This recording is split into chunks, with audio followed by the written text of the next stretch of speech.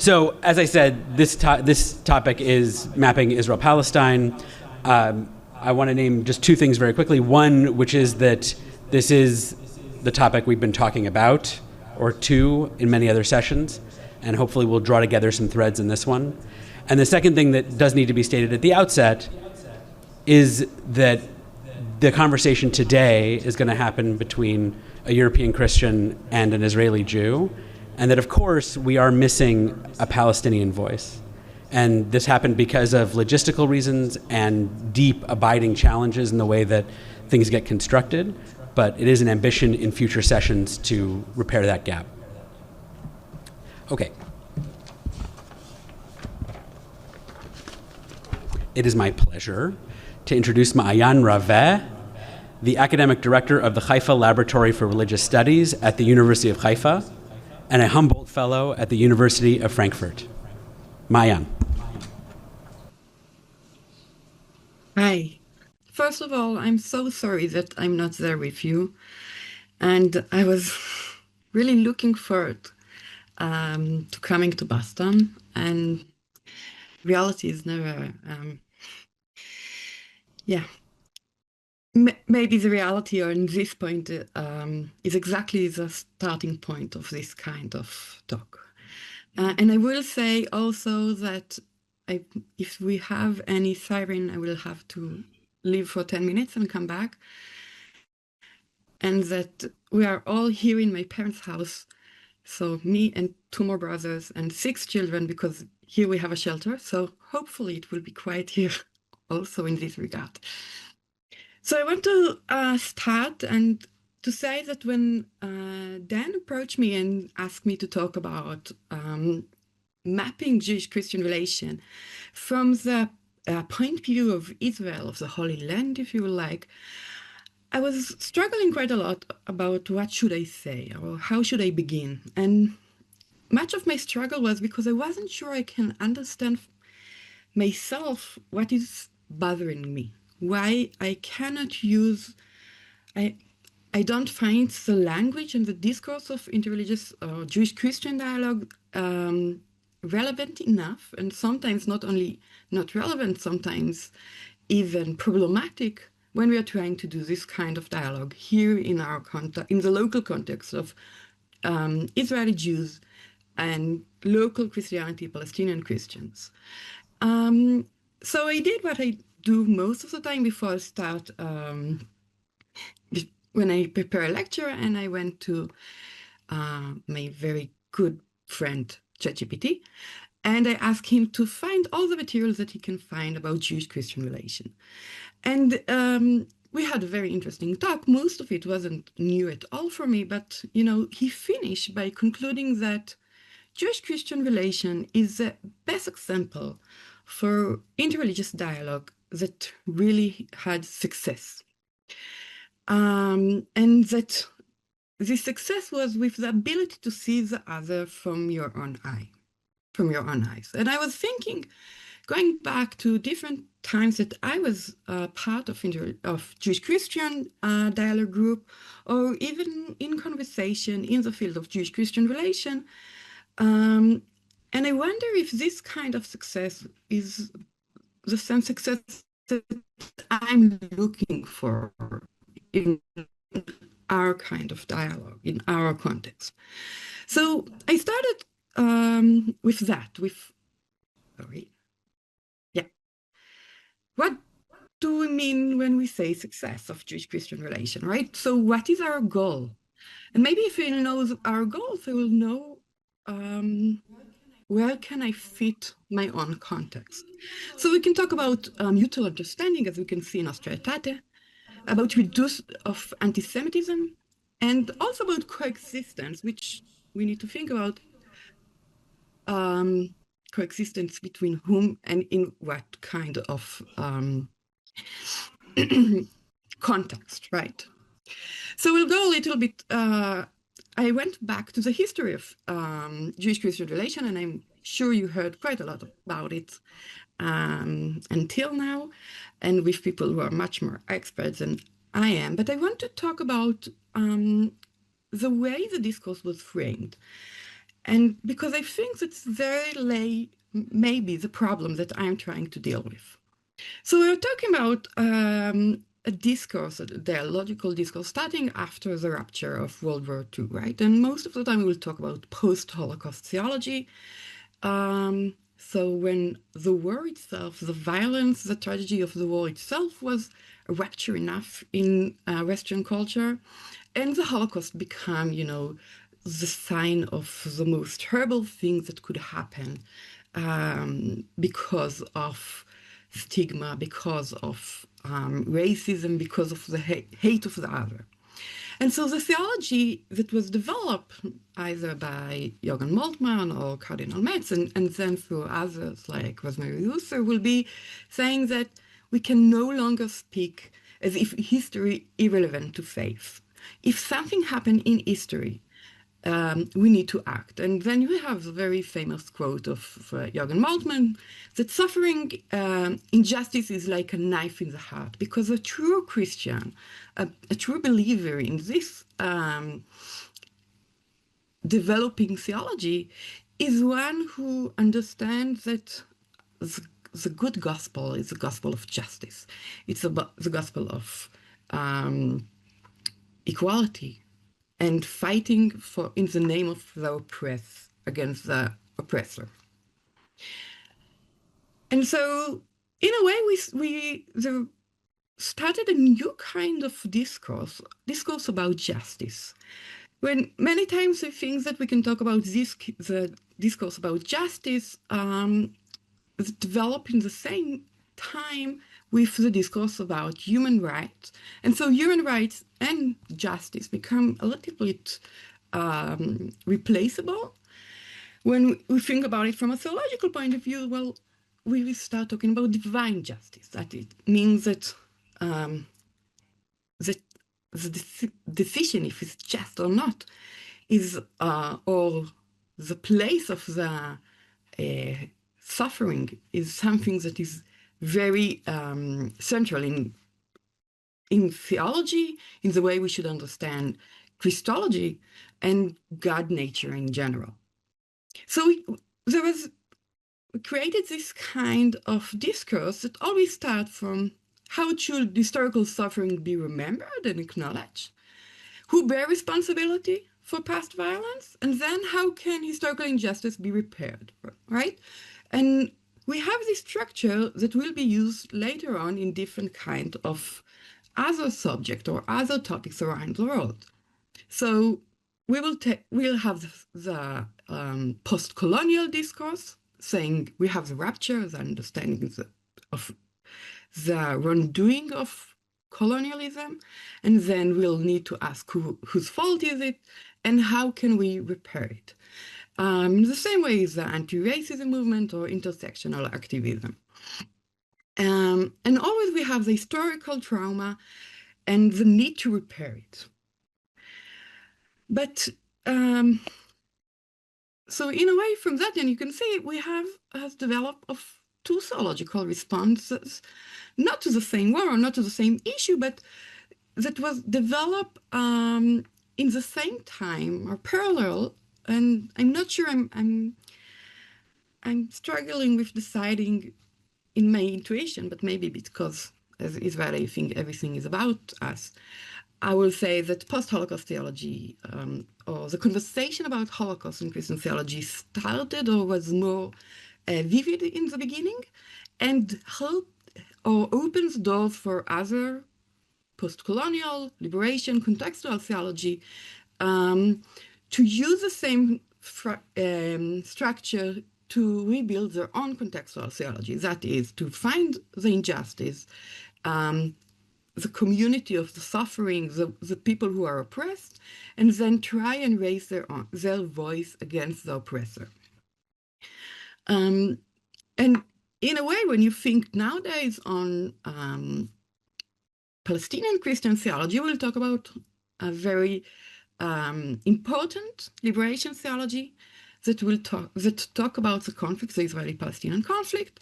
And in the same time, we still, as this conference is also about, we still have the question of Jewish-Christian relation as they were structured as post-Holocaust theology, or with influence of post-Holocaust theology.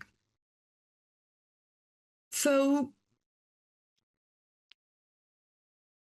but what happened when we have two different trauma in the same discourse as we have in the Israeli-Palestinian conflict? If you think about it, and the Holocaust and the Nakba, they are always the best example. And I think that nowadays, and especially after the 7th of October, become much more clear. Everything become much more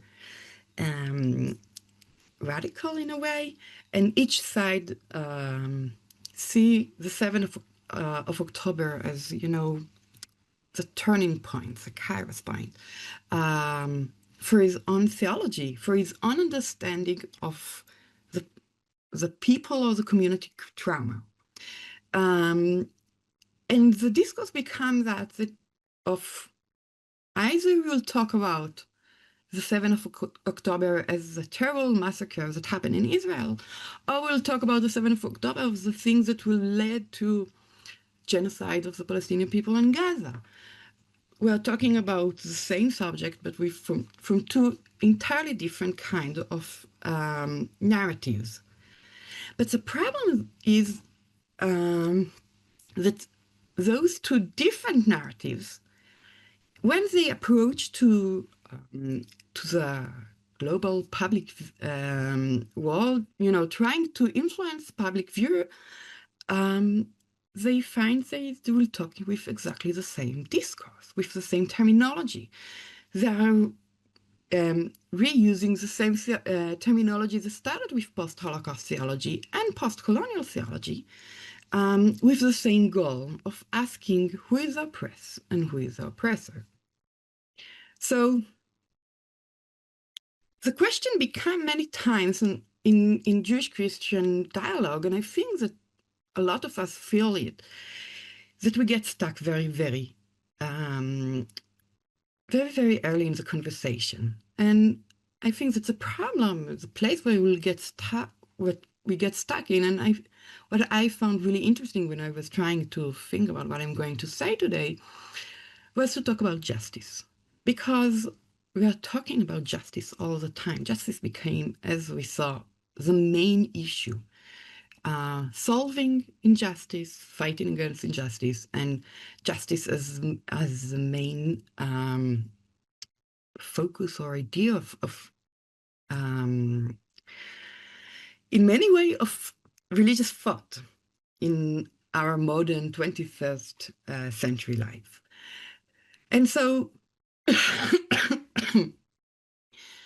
but the justice that as a category that was developed was never a neutral way of understanding justice. And in a way, there's a reason why we're using the word justice. But if I'll stop and ask you, what does it mean? At least for me, it took me quite a while to find the definition that I can live with, but I'm still not sure. So when we talk about justice as a category, I'm not sure what it means, but I feel like I know what it means, I feel like I know that means that this is right and this is wrong.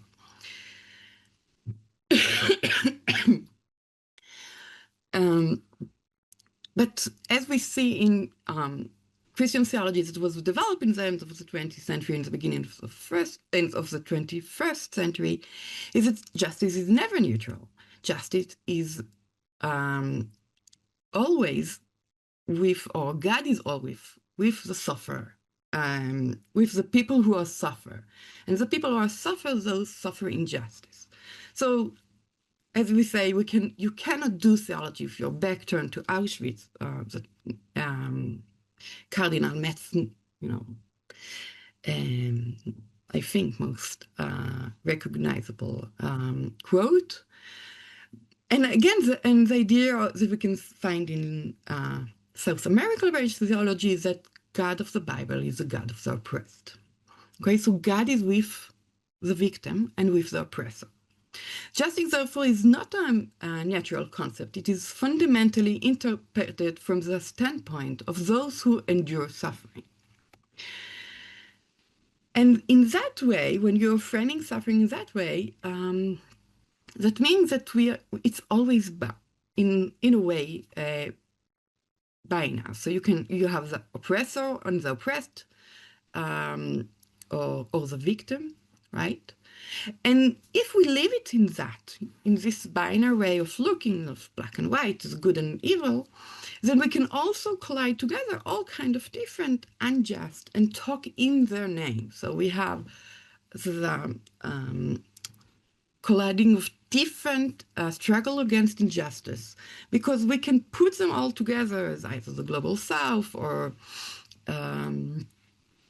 different kind of categories of the sufferers or against, and then you have to have another group, right? The people who are the oppressor, Western, white, male, whatever. and we can use it, so it means that we can have a lot of different injustice around the world, and we can fight them together, and we have the power of the oppressed that working together to fight the oppressor. And here it's also important to say that just before that many times when we talk about question of justice, we'll talk about power dynamic. So if justice or God is with the oppressed, that means that they also are a minority group, a group who does not have a place where they can raise their voice, when they can be heard. And this is why we need to help them be heard. Just like Jews after the Holocaust, just like Christian communities in South America, or just as Palestinian Christian today. But what happened when the question of justice is being used by the two groups in two different directions? And then we'll have, in the Israeli-Palestinian conflict, we can talk about, again, the 7th of October, and then the victim as the Israelis, or the war in Gaza, and the victim clearly is Palestinians. And if I want to have a very binary look on the conflict, I have a problem. I have to choose whose victimhood is more important right now, and what kind of justice should we work on, which create, I think, going back to Jewish-Christian dialogue, a kind of a feedback loop. That means that if we talk about the evolution of dialogue, of Jewish-Christian dialogue, it began with addressing question. It was question of, as we said before, right? Mutual understanding, opposing anti-Semitism, and coexistence. But it was never meant to talk about question of a political question. And it's said very clearly in different kind of documents, either by World Council of Churches and also by official document of the Vatican, and different theologians working in the field of Jewish-Christian relation, saying the goal is not to talk about Israel or any political situation. The question of theological question or moral question, and all the subject of conflict, of a political conflict, is not a subject that we can talk in the framing of Jewish-Christian relation. So what happened now? Think about, I see it as two different kinds of discourse that need to be held in the same time, but could never be separated.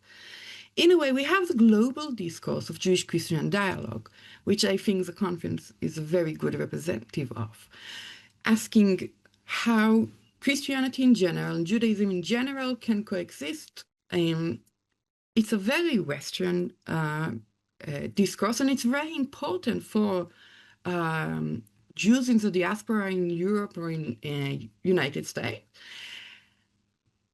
as one. And I'm not sure yet maybe by the end of my talk I will know the answer. How is it important to us in the Holy Land as well?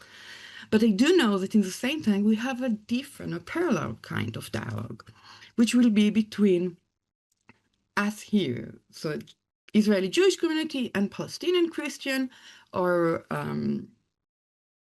the different local community of Christians in our area.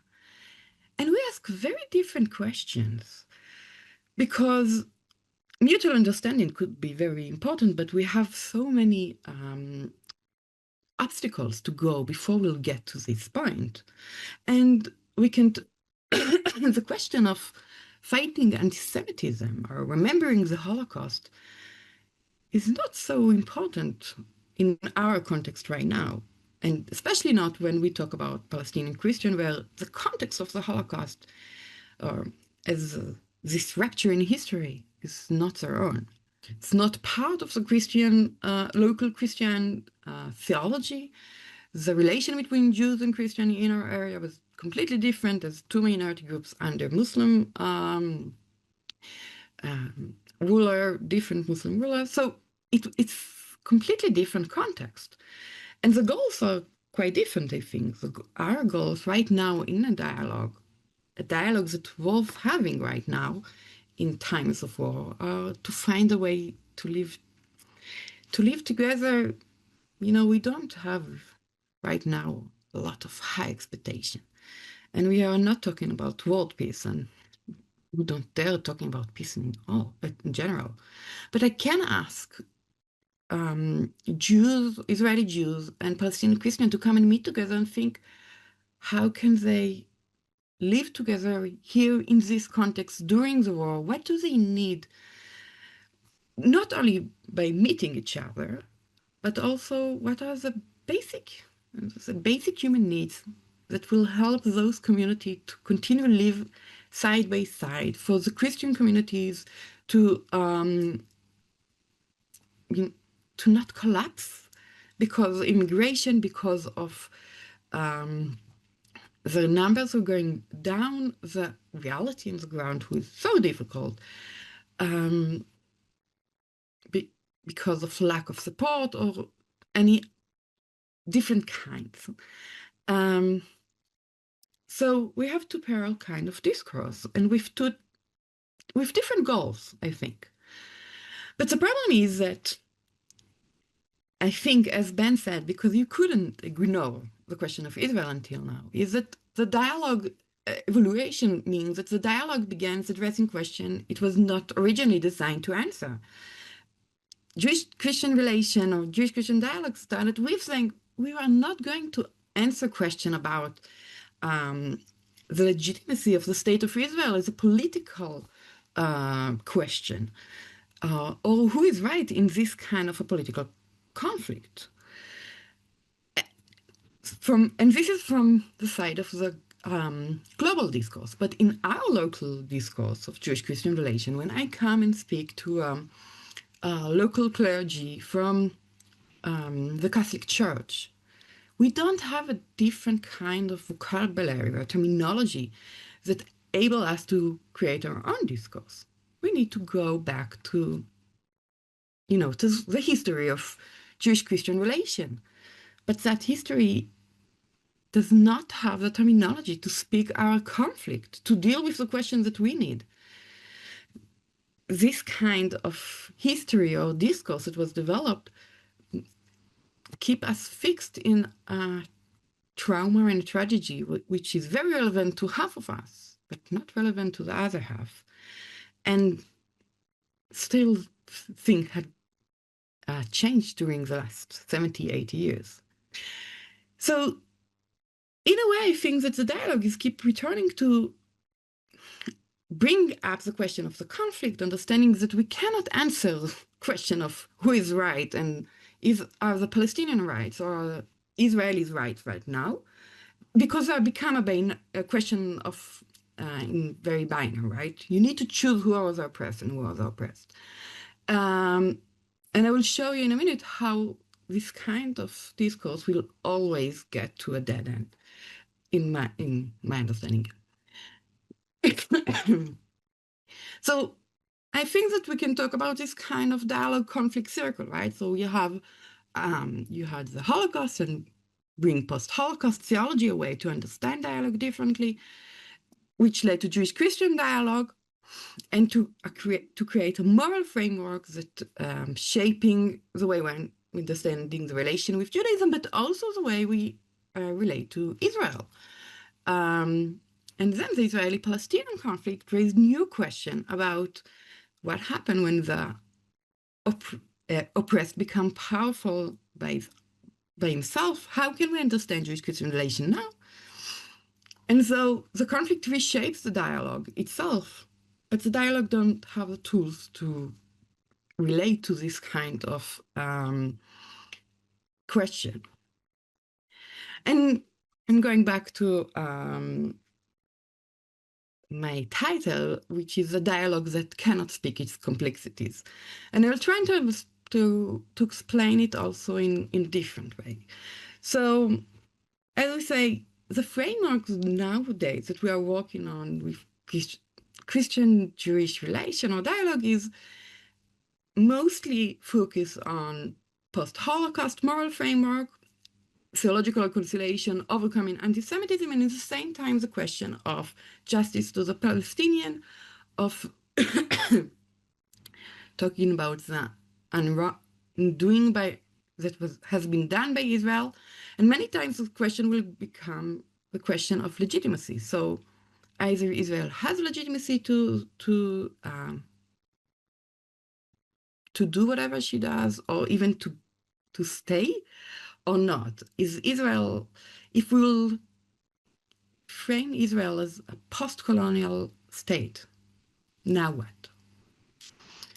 So what's the next step? And I think that is the main point that I want to say, that because the framework, this kind of framework, looking at the past for the trauma, for the place where we have the oppressor and the oppressed, or the reason why we have now oppressor or oppressed, and try to solve it in a kind of way of reconciliation, does not help me talk about the future, does not help me talk about competing national claims or future political arrangement or narrative, or what to do when narratives do not fit the victim-perpetrator structure, right? And yeah, sorry. And in a way, if you think about it, and that's what I was trying to show, is that dialogue built around the past. Okay, so, and we think about different kind of interreligious dialogue, and especially and I'm very aware that I'm talking in a very specific frame, discourse that was developed in the academia, in Western world, in relation to Global South. So we need to remember the context, but still, in this context, which Jewish-Christian dialogue is very much built on. We have memory, as Metz was referring to, dangerous memories, the need to remember in order to be able to continue forward. And then we have taken the responsibility that will allow reconciliation. And we have different kind of, so the Holocaust, colonialism, and different kind of reaction, theological reaction. But it always starts with looking at the past, looking where we had the problem, remembering the suffering, and asking someone to take responsibility for it, and so we can have reconciliation.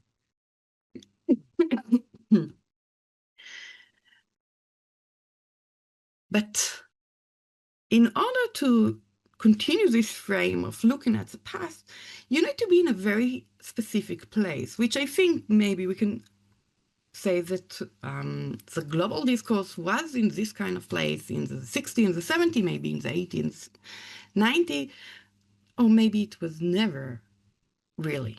Because in order to have this discourse about how we should fix the wrongdoing of the past, we need to be in a place where we believe that we solved the general framing okay, that we all agree that human rights are the base of our understanding, that racism is a raw thing, and so we need to approach it, right? That in a way, we need all of us to agree that the Holocaust was terrible, and then we can talk about the way to reconcile with it.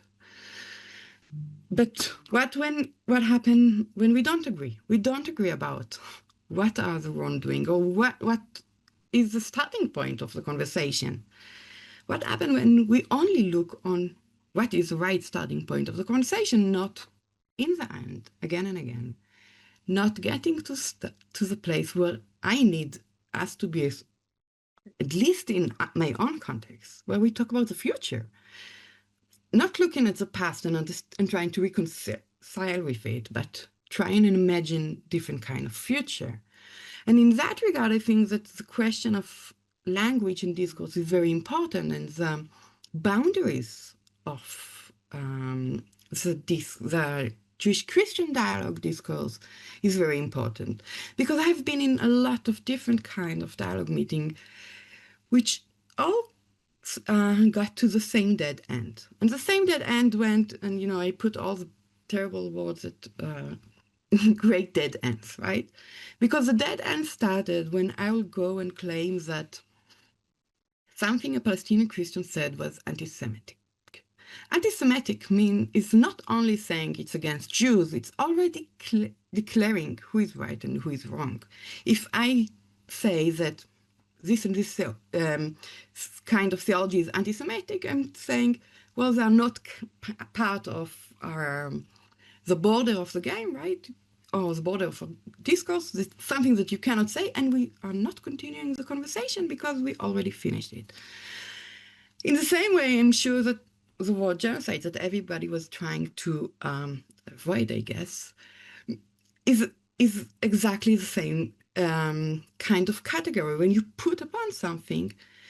And I think that is, again, looking at the past and not in the future, means that you will take categories from different kind of events. Think about apartheid or even anti-Semitism, and reuse them in a different kind of context.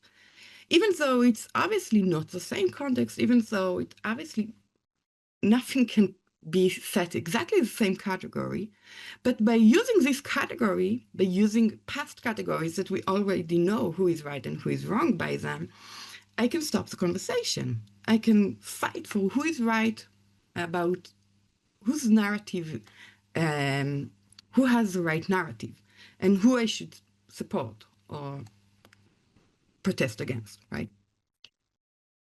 So, I think that the question always remains, oh, what can we do, right? And I think that when I prepared this lecture, I was struggling with a lot of different questions, because to try and understand Jewish-Christian dialogue in our days, and to understand so many different political powers and religious powers that are affecting this dialogue and changing it all the time, I want to go back to what ChatGPT said, because I think that that the conclusions that he had about the importance and about the nudity of this kind of dialogue, about the real change in discourse that this kind of dialogue had brought upon us, is really important. And also, I feel like as an Israeli, I cannot even say that we should leave the past. The past is part of who we are as a Jewish people, as Israelis. We can never leave the past. But the question is, can we start remembering the past, but imagine a different future?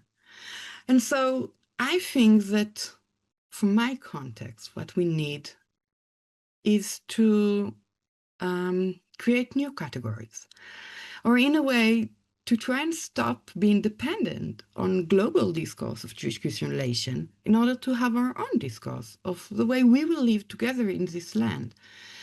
Because if we'll go out with the assumption that we have 10 million people here nowadays in Israel, and they're not going anywhere, neither the Jews or the Palestinians, and it doesn't matter if they're you'll call them terrorists, or if you call Israel a settler colony. It doesn't matter that in the end we have 10 million people here who need to find a way to live together. And we have 10 million people here, and also a very large group of the majority of the Jewish people who want to have here a Jewish state. We don't agree about the narrative. So And many times when we try to put ourselves in the same discourse or terminology as we should about, again, about how should democracy look, about minority and majority, about borders of states, and, the terminology which should be part of any geopolitical conversation, we find ourselves using again and again categories which are not local to our situation, they're not local to our people as well, as a state or as a land in the Middle East. And so I think that what we need to do is to create dialogue group of theologian, Jewish, Christian, Muslims as well, in order to think how can we imagine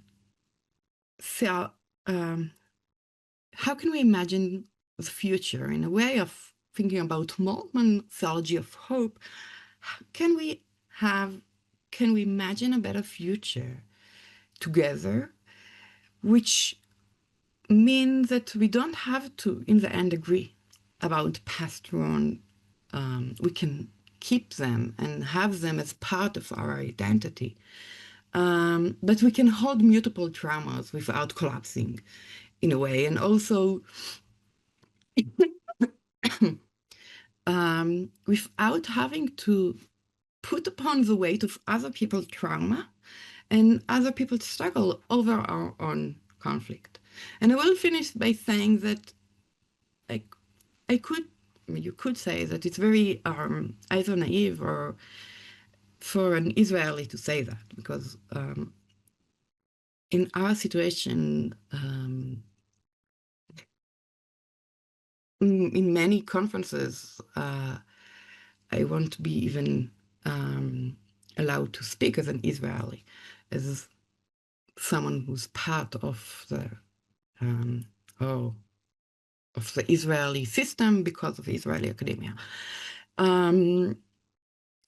But I do feel again and again that the questioning of justice and the question of finding the people who are responsible mean that we live us all as victims, and no one who can step up and say, wait, but what next?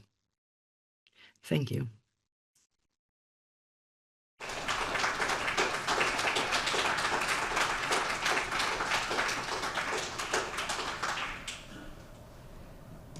Maayan, thank you so much. We're going to make a slight change to the schedule in deference to the technical difficulties. We're going to start right now with Q&A for you. Okay. So just buckle in. We're going to do 30 minutes of that, so until 4:15 here. Then we'll take a 15-minute break, and then Christian's paper will be at 4:30. So everyone's clear on the shift. After Christian's paper, we'll do some group discussion, and Maayan, at that point, you'll be able to type your responses in, and Dan will speak them into the room. Okay. Now, my injunction for all of you, the doubling sound will persist for our Q&A. So I must ask you, do not follow my model. Speak briefly. It is just us in the room who are having technical difficulties. It's not audible on the Zoom, so only feel self-conscious to the people in this room. Okay. Questions and thoughts from Maayan? No, just questions. Brief. Peter, please. Wow. Have you written this out? Do you have writings on this? That's all. Yeah, so we have different papers that one is supposed to be published Journal of Criminal Studies about interfaith declaration and the way they're helping us, or how we can use them in our days. And we have few papers that's supposed to come out from the laboratory this year, I think. Just to say that this is remarkable, at least from my perspective, and we need it soon. Those papers. Kendall, please.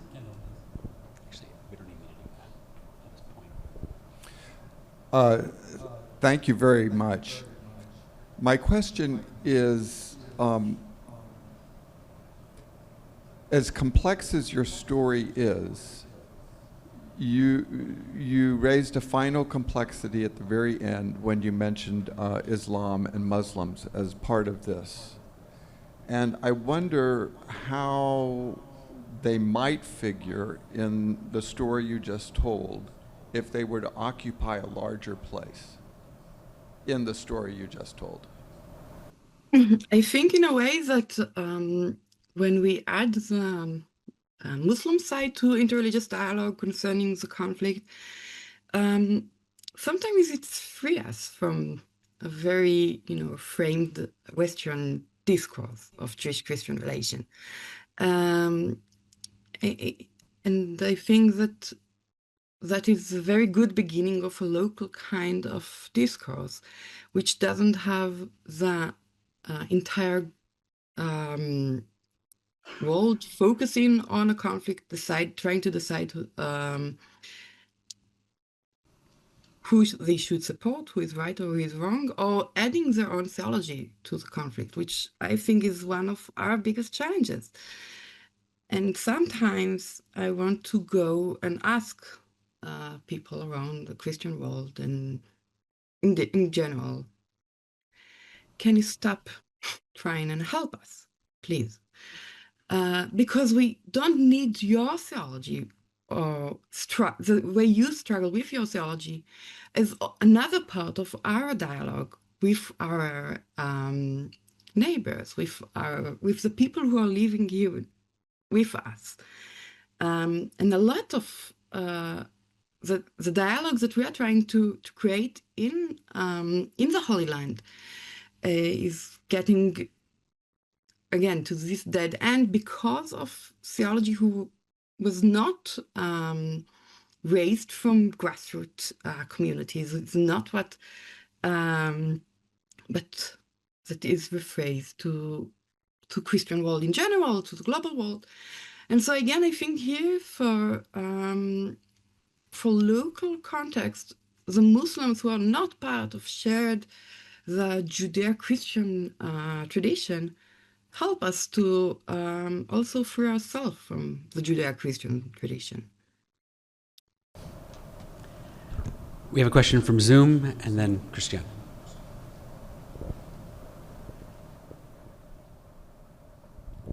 Thank you, Maayan. I'm asking a question from Zoom. This is a question about these various memories of suffering.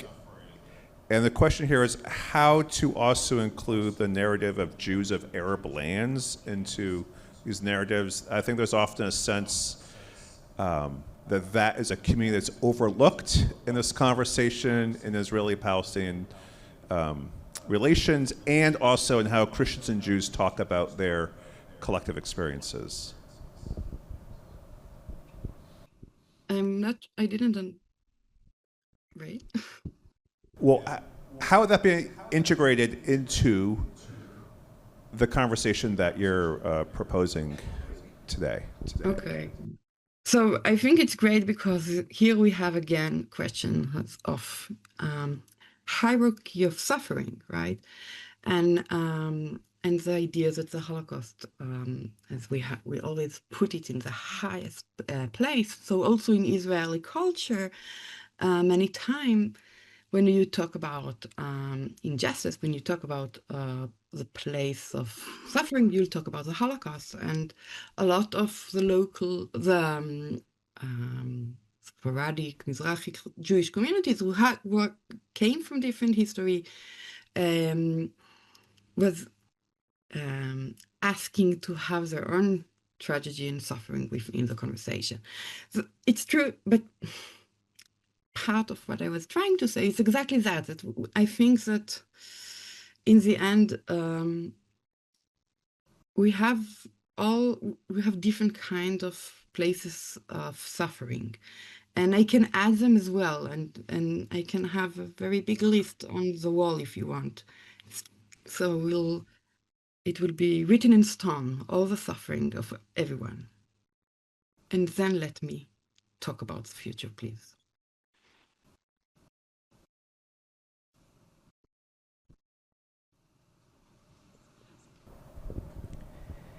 Maayan, Christian speaking. Thanks so much for the complexity of your situation you just presented to us.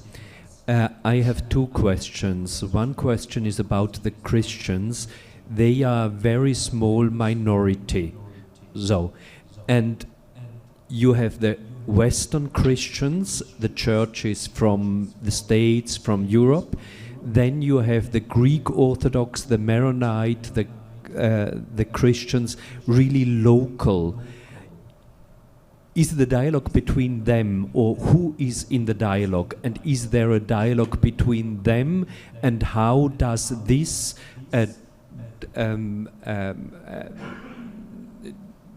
this not unified Christian unity play a role in this dialogue with Judaism? So that's the first question. And the other question is about Islam. So Islam is the main religious tradition of the Palestinians.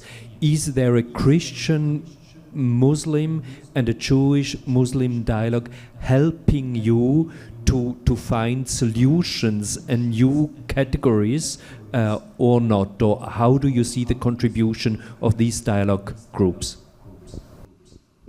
Okay, so first of all, it's right that the Christian community in the Holy Land are very small.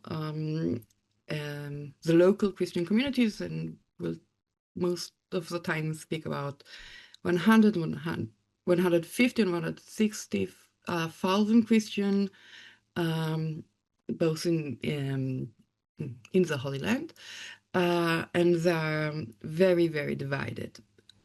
And I think it's again part of the problem, because most of the dialogue will be between, if we'll have a dialogue, a very official dialogue, it will be between Western churches here and then Israeli Jews, but most of the time it will be between the Western churches here, Palestinian clergy in the Western churches, Catholic, Protestant, that will talk to people in the field of Jewish-Christian relation. Most of them are not Israelis, Jews. As I think you can see also from this conference, it's not like that Israeli Jews are the one who are leading the dialogue. And that's meaning also that in a more wide range of thinking about Jewish-Christian dialogue, we have most of it will be with Western churches. But if we'll talk about, and that will also, I think, can answer the other question, when you talk about the place of religious leaders, leaders of different religious communities around Israel, and their place as, a middle range leadership who also represents the communities and understand the challenges that the community are struggling with in everyday life. And when we bring them together to speak about their, not only the role or the need of dialogue, but the responsibility as leaders of these communities who is a very religious, they are very religious communities, and so we need religious leadership to come and start a conversation. And I don't want them, and most of the time I won't use the word dialogue, again, because it's not what we are trying to do here. I need them to come and talk to each other about the possibility of living together. And I will give you the example that we had done in Haifa in just after the 7th of October, when we established a committee of religious leaders from, we had a representative from different Jewish groups, different Christian denomination, and from Muslims, religious leaders. And the conversation was not about mutual understanding or very deep theological question. It was about how can we stop the violence going from Gaza, from the, what's had happened in Gaza in the 7th of October, and following that to get into the mixed cities, or in Haifa specifically. And so they were joined by responsibility to their own communities. They were joined by the same need of their communities to find some security or a safe place within this very harsh time, or to have their cities still safe in a way. And this responsibility was taken by going and teaching the children not about how lovely Judaism is, which maybe it's also a part, but it's not what we need right now. It was about, you need to understand that Israelis are really afraid now. Just after the 7th of October, people were so afraid on the street from any kind of Arab who walks just in front of them. And we needed to explain to the Jewish people that, you know, we have different kind of Palestinian, we have Israeli citizens, we have people from Gaza, we have people from the West Bank, and it doesn't mean that they all collide to the same group. As we needed to explain our Christian or Muslim communities that when Israelis feel this kind of, you know, will go a step back, because when they see you or when you feel this tension, it's because they're really afraid because of what happened. Very, very small and very practical question. But I want to also answer in a bigger scale, because the idea of imagining the future with different kind of vocabulary mean also that I don't put a goal already about the way I want Israel, Palestine, the Holy Land to be seen in the future, because I don't feel like I have the right terminology. I don't think that liberal democracy is the right terminology. It doesn't answer the question that I need. I don't think that the other options that people will talk about, either democracy or theocratic or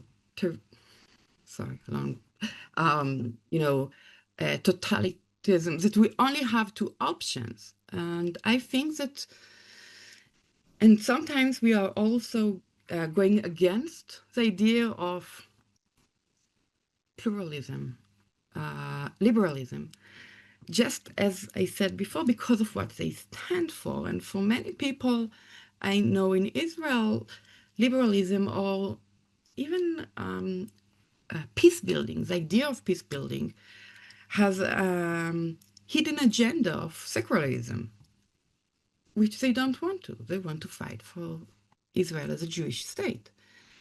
And I can try and find another word saying, you know, the right of everybody to live, right. The right of everybody is already taken. But the idea that we will all need to live in a place where we have these several of human needs, very basic things. And I won't call it a state, you know.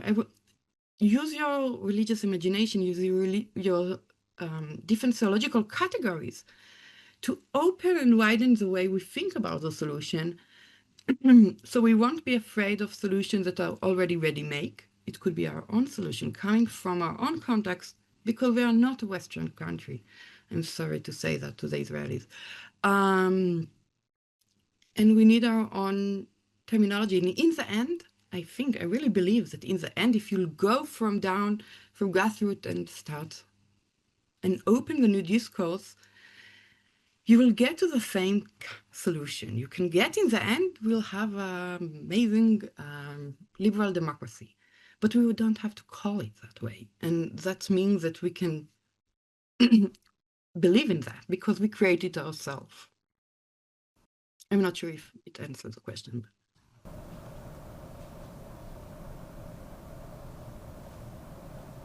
David. Thank you, Maayan.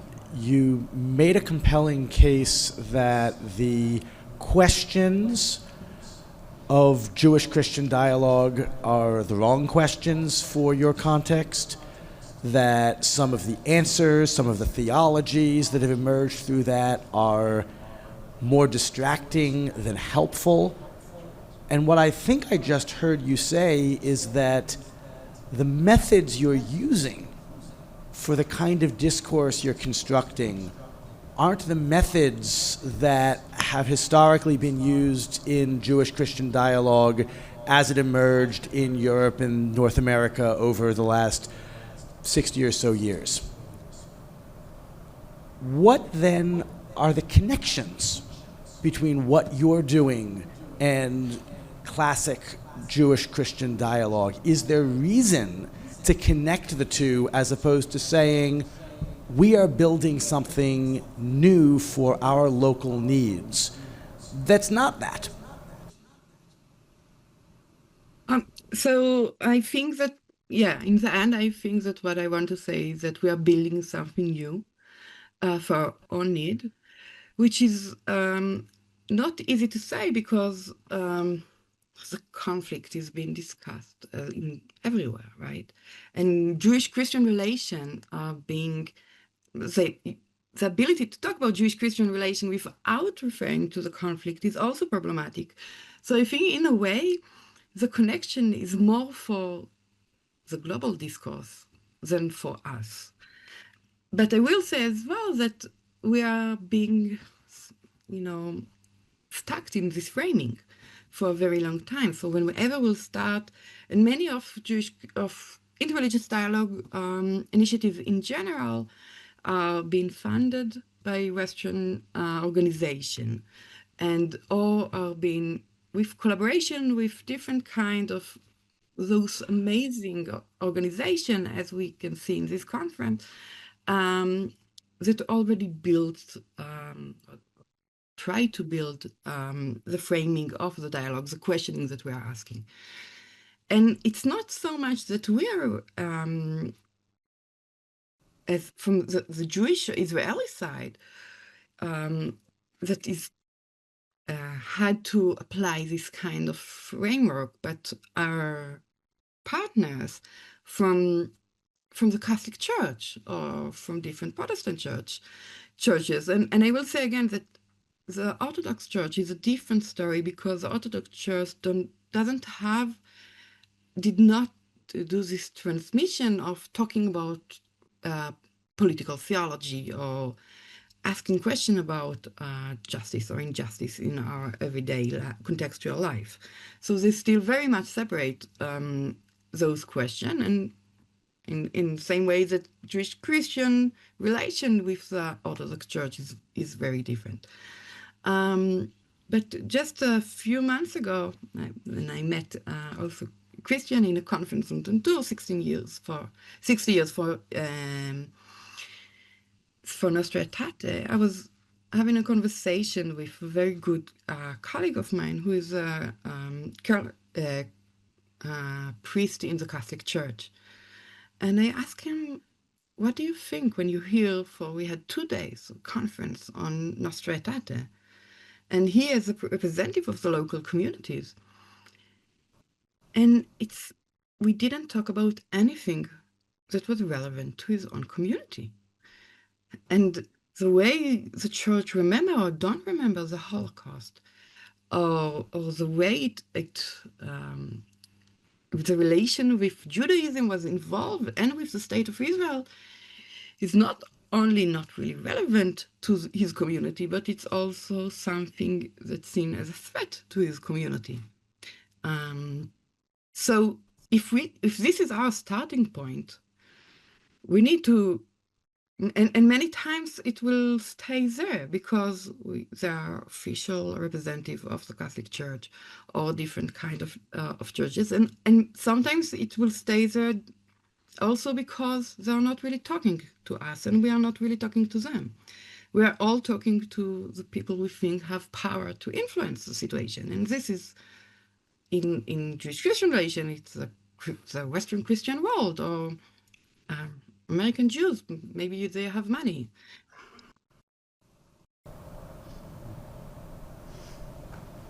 We got some questions from Zoom.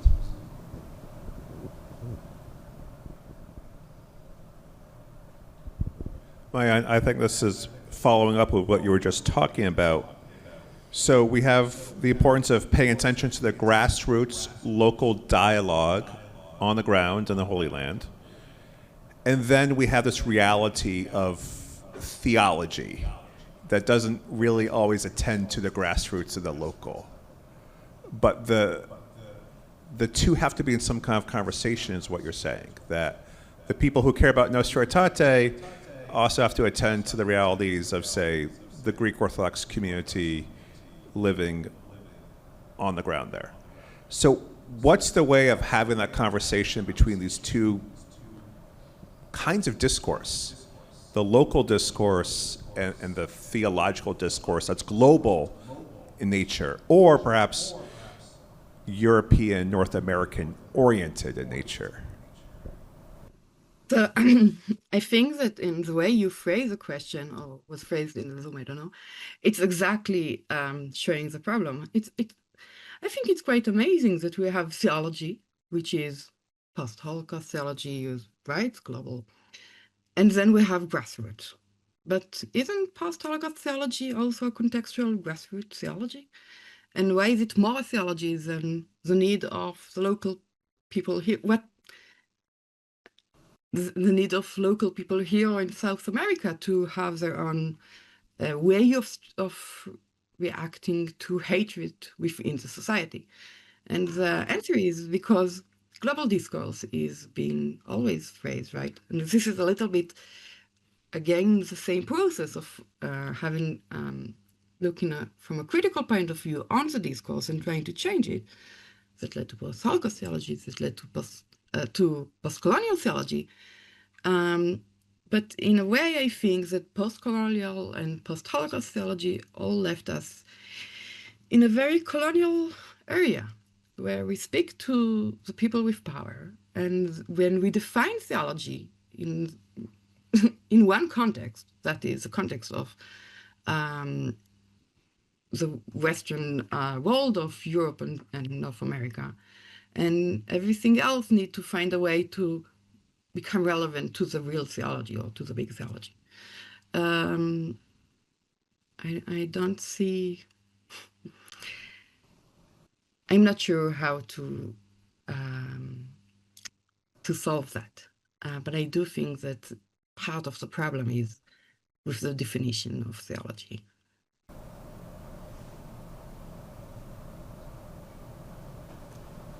Mariana. Yeah, I have a question for clarification because I'm not sure whether I understood you correctly.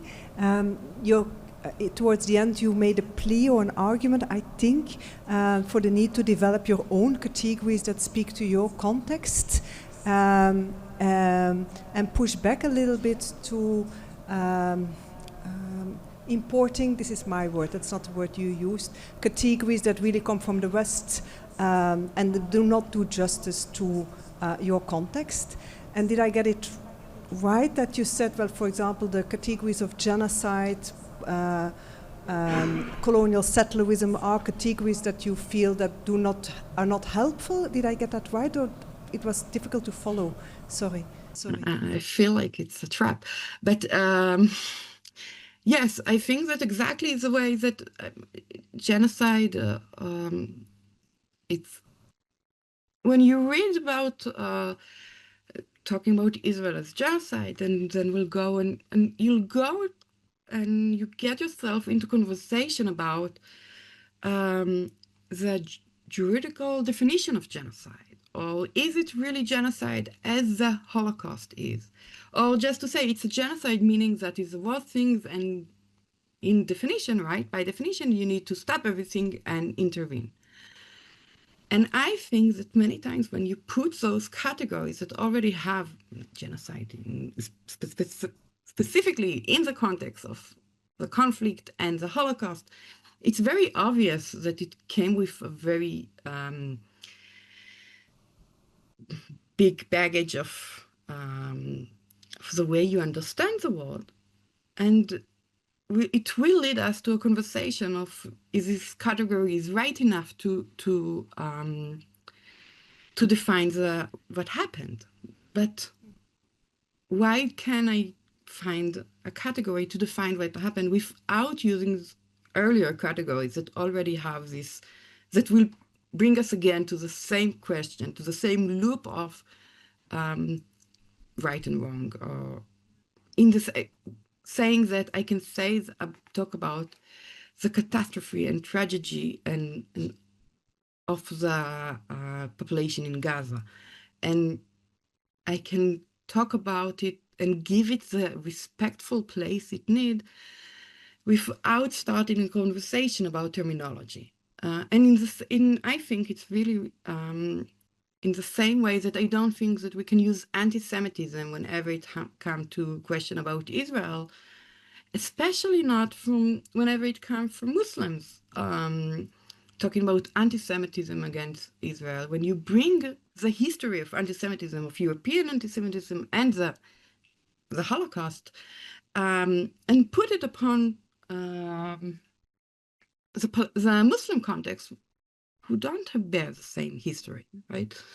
I think I share your concern of projecting categories from a European context. So that's something where we have a common concern. But I wasn't very clear on the we in your exposition. It doesn't work for us.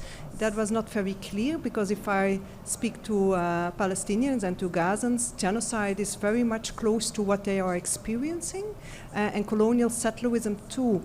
And so for them, that is language that is doing justice to their experience. So the we in your conversation was not completely clear.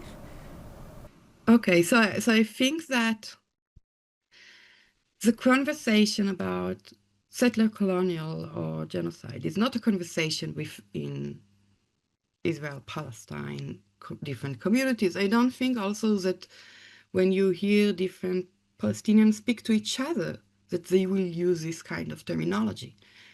But when they will speak to you, they will. And because there's an effect over there, it doesn't mean that they are not having, again, I'm not sure what to do with settler colonial, because I'm not sure. I mean, yeah, I'm not sure what to do with that. But but leave that aside, saying, and you know, I'll go even a step further, because my problem is not the categories. My problem is that we cannot continue the discussion when we try to put those categories.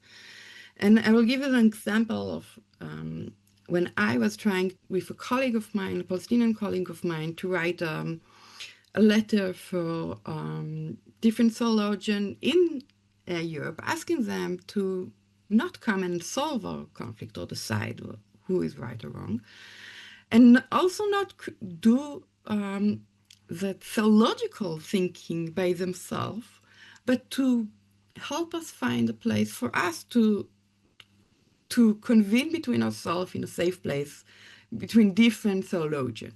You know, it's very utopic, nice idea. But we couldn't even send the letter because we couldn't agree about the word genocide. And again, it wasn't just because I'm so against the word, but the terminology, I will say it in a different way. We started by saying that we talk about the genocide in Gaza. And my husband, who is a military doctor in the Israeli Defense Army, told me, are you going to say that I'm doing genocide? You know me, you know my friends, you know the people in that. are you going to write an official letter saying I'm doing a genocide? And no, I cannot. But I can talk about catastrophe. I can talk about this tragedy of the loss of tens of thousands of people. There was no real reason or no justification for that. But I couldn't use the word genocide. The word genocide is for us have different context that I don't think is useful in this regard. And in the end, we didn't send the letter because for him as a Palestinian could not send a letter without the word genocide. And for me as an Israeli, I could not send a letter with this terminology. And we got stuck. So we are at time with that. Thank you, Maayan. And we'll take a 15-minute break here. And then 15, and then we'll return with Christian's paper at 4:30. Thanks very much.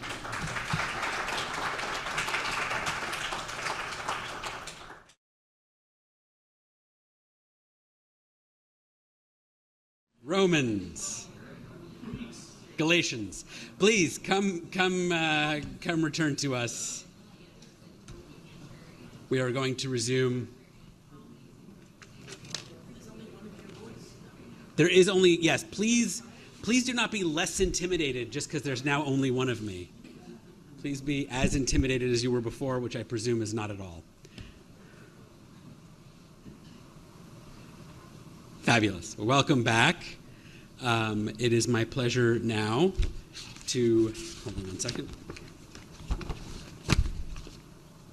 It is my pleasure to introduce Professor Christian Rutishauser, who is a professor of Jewish Studies and Theology and head of the Institute for Jewish Christian Research at Lucerne University, Switzerland.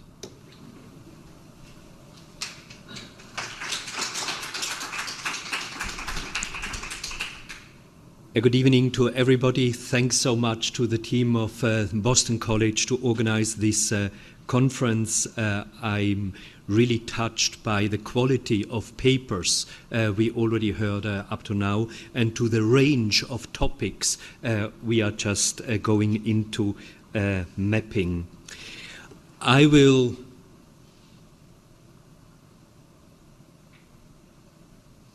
present you 4 points: a theology of land and Jew-Christian relations. The first, my point is just a follow-up on our discussion ahead with Adam on the authority of documents. And then I try to present natural theological approaches, revelational theological approaches to the land, and come to theological reflections on the land and state of Israel. And of course, I'm a Westerner. I'm speaking in a completely different context than Maayan does. And you will see how I try to find my way through these different possibilities I present you. Eretz Israel, the land promised in the Bible, was a hotly contested topic in Jewish Catholic dialogue from the outset, but one that was repeatedly suppressed. The land was part of the doctrine of contempt that Pope John XXIII sought to overcome with a conciliar decree. The expulsion of the Jews from the land was part of God's punishment for their rejection of Jesus Christ. It was an integral part of the doctrine of substitution and a consequence of the accusation of deicide. The success of political Zionism and the establishment of the State of Israel in 1948 brought the land and state as the state of the Jews into the council's political agenda. But the question of the biblical land was excluded from the drafts for a conciliar document in order to bring any decree on Judaism through the process at all. Political and theological questions were distinguished and separated, and the land was positioned on the political side. As a result, Nostra Aetate perceives Judaism as a religion in a Christian and modern understanding molded by secularism, and it does not mention the land. So a void was created. Nevertheless, the Jewish representatives summoned by Cardinal Bea for consultation during the council insisted that Judaism be perceived not only as a religion, but also as the Jewish people of the present day. Land, people, and statehood were immediately placed on the agenda at the first three dialogue meetings of the International Liaison Committee held between 71 and 73, which followed the Council at the Universal Church level. During these meetings, the Council's concept of the Church as the people of God, developed in the Constitution Lumen Gentium, stood in stark contrast to the Jewish understanding of being God's chosen people. The meetings couldn't bridge the gap. Therefore, the topic land, people, and statehood had to be removed from the agenda. There were personal changes on the Catholic side, and the task of the Dialogue Commission had to be redefined after 3 years of discussions. As a consequence, the Commission for the Religious Relations with Judaism, which is still active today, was founded in 1974.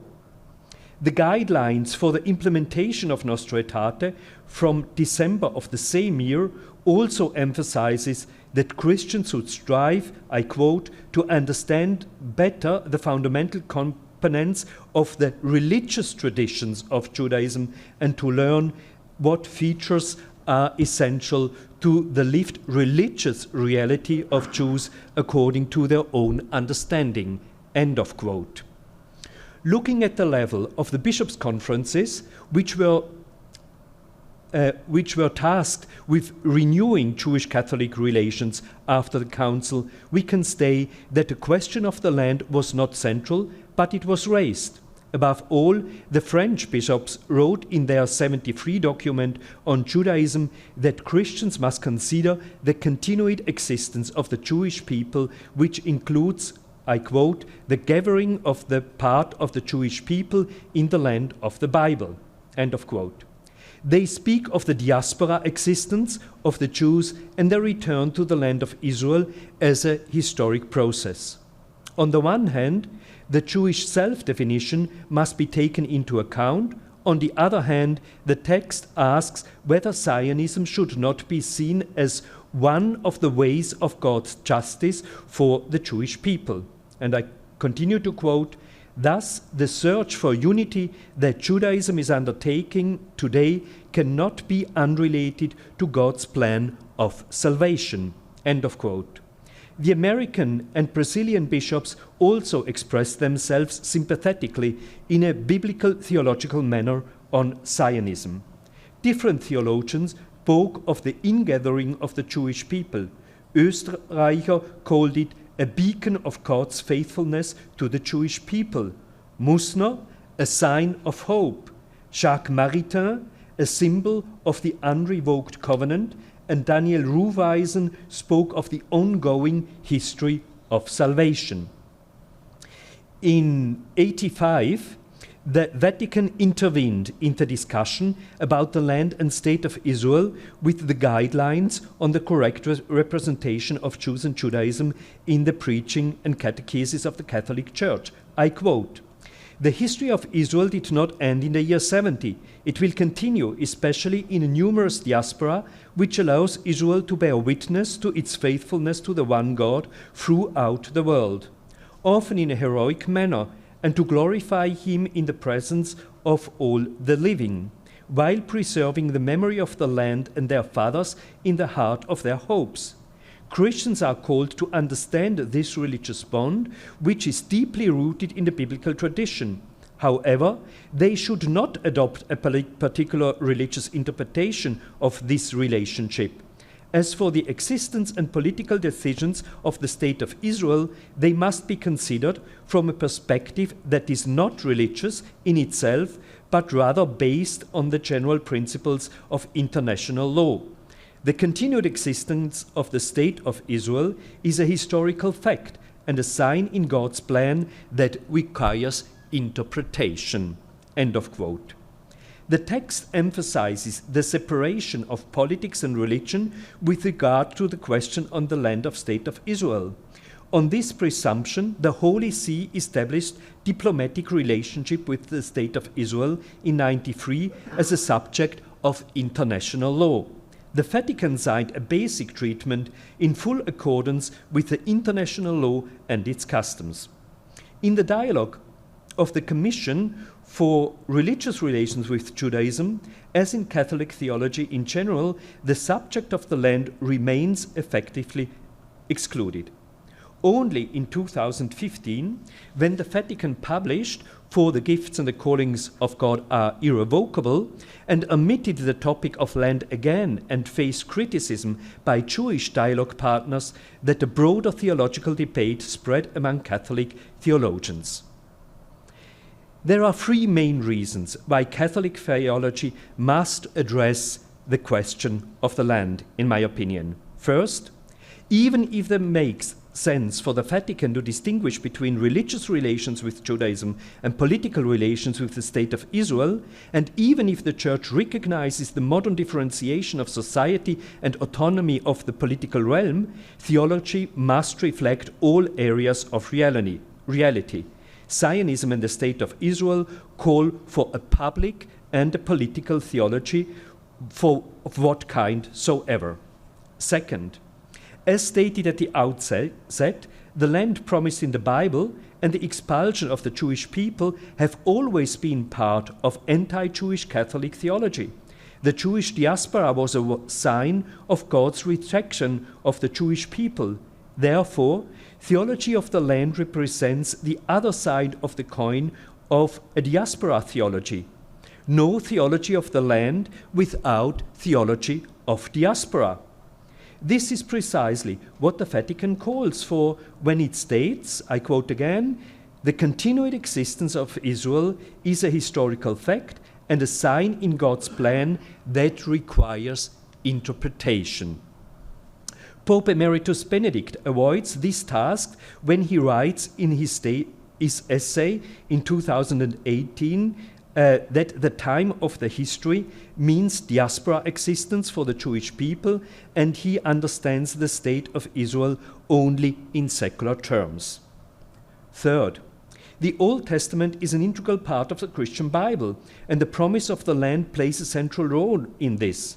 Even though many covenantal obligations are reinterpreted for Christians in the light of their belief, the Church recognizes that the land is promised to the Jewish people when its theology teaches that God's covenant with the Jewish people is unrevoked.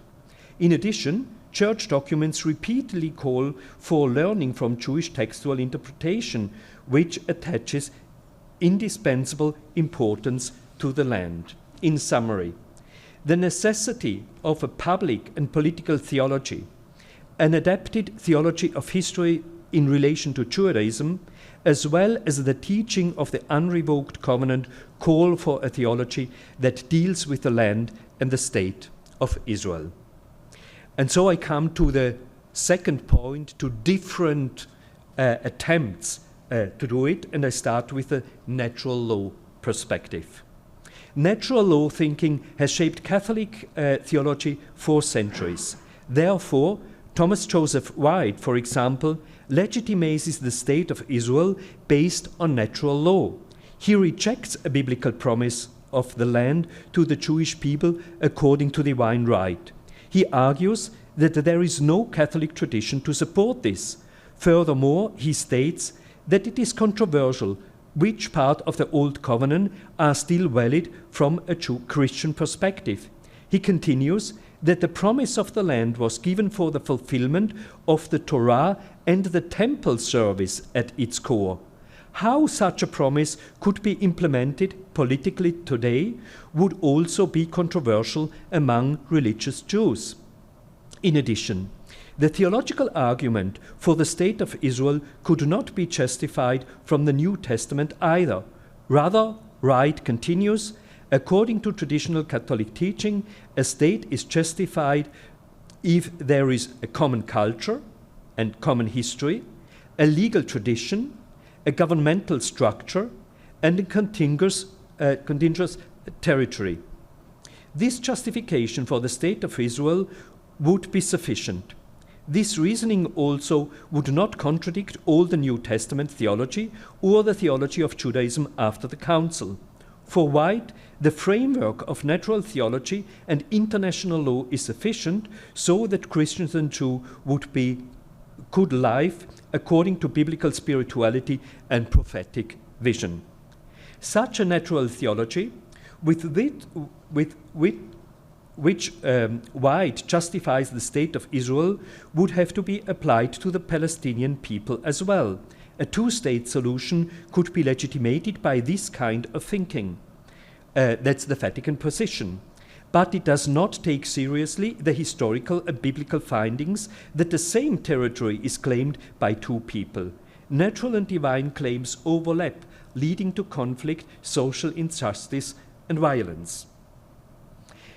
The theologian Julia Feldbauer takes a completely different approach. She draws on cultural theories of space. She is not concerned with the legitimacy of the State of Israel.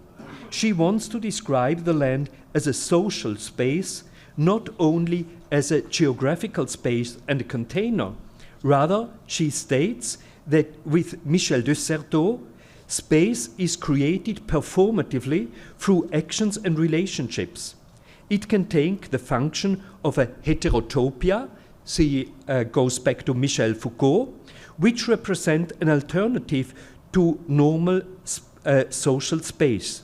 With Henri Lefebvre and his reception by Edward Zoya, Feldbauer speaks of the third space, the space of representation, a space of conceptual openness beyond familiar boundaries, not completely mappable, but a place where new arenas of action open up. Finally, Feldbauer takes up Bruno Latour's actor network theory, which detaches action from the intentionality of human subjects and speaks of non-human actors and actants. These are not the origins of actions. They are moving targets toward which social entities flow. Since Eretz Israel appears as a subject in rabbinical literature, is attributed performative effect, and functions as a religious mediator in the covenant between God and the people of Israel, Feldbauer sees Latour's theory as fitting with a theology of land. Drawing on this cultural theology, Feldbauer explores sacred sites as heterotopias and gives the land a central position without attributing religious significance to physical soil or legitimating the state of Israel theologically. I present Feldbauer because the narrative of the conquest of the land in the book of Joshua shapes the land as a social space in accordance with the Torah and marked with reminders of God's saving acts. In addition, political structures are already undergoing significant change in biblical times. Her approach makes it easy to draw parallels between biblical times and the present day. On the one hand, conscious space must be given to religious practice as a heterotopic space to different religious groups, not only Christians, Muslims, and Jews, but also to Baha'i, to Druze community, and other religious communities in the land. On the other hand, socio-ethical, liberal, constitutional, and democratic values can be derived from religious traditions. The secular Zionist declaration of independence of the State of Israel draws on prophetic tradition of the Hebrew Bible. This secular tradition must not only be understood as opposed to religion, but rather as a transformation of its values into civil society contexts. In this sense, Feldbauer's thinking helps to bridge biblical, cultural, and religious concepts of land. A third approach traces a reasoning based on liberation theology and social ethics. It is formulated, for example, in the two documents, Cairo documents of the Palestinian movement. They are written as a cry in the face of social injustice, political occupation, and terrorist and military conflict. They rightly oppose any theology that legitimizes injustice and occupation, war and violence, and any fundamentalist interpretation of the Bible. They give priority to the criterion of justice and the universal significance of the land where Jews, Christians, and Muslims can live. In this sense, the Kairos documents also proceed from a central biblical indictment, which is universalized in the service of the Palestinians, who are seen as the victims of Israeli policy. First and foremost, however, the Kairos documents argue that natural socio-ethical theology. According to them, the Palestinians have a natural right to live in the land and exercise political sovereignty. Historical presence is constructed and used as an argument, while the state of Israel is seen through the post-colonial lenses as an intruder from Europe, a historical compensation for the suffering of the Jews during the Shoah. A theology of covenant or promise of the land does not appear in this logic. Kairos 1 states that Jesus brought a completely new teaching. Jewish biblical interpretation would be a dead letter only. The Kairos documents support a classic doctrine of substitution and resort to anti-Jewish stereotypes by this.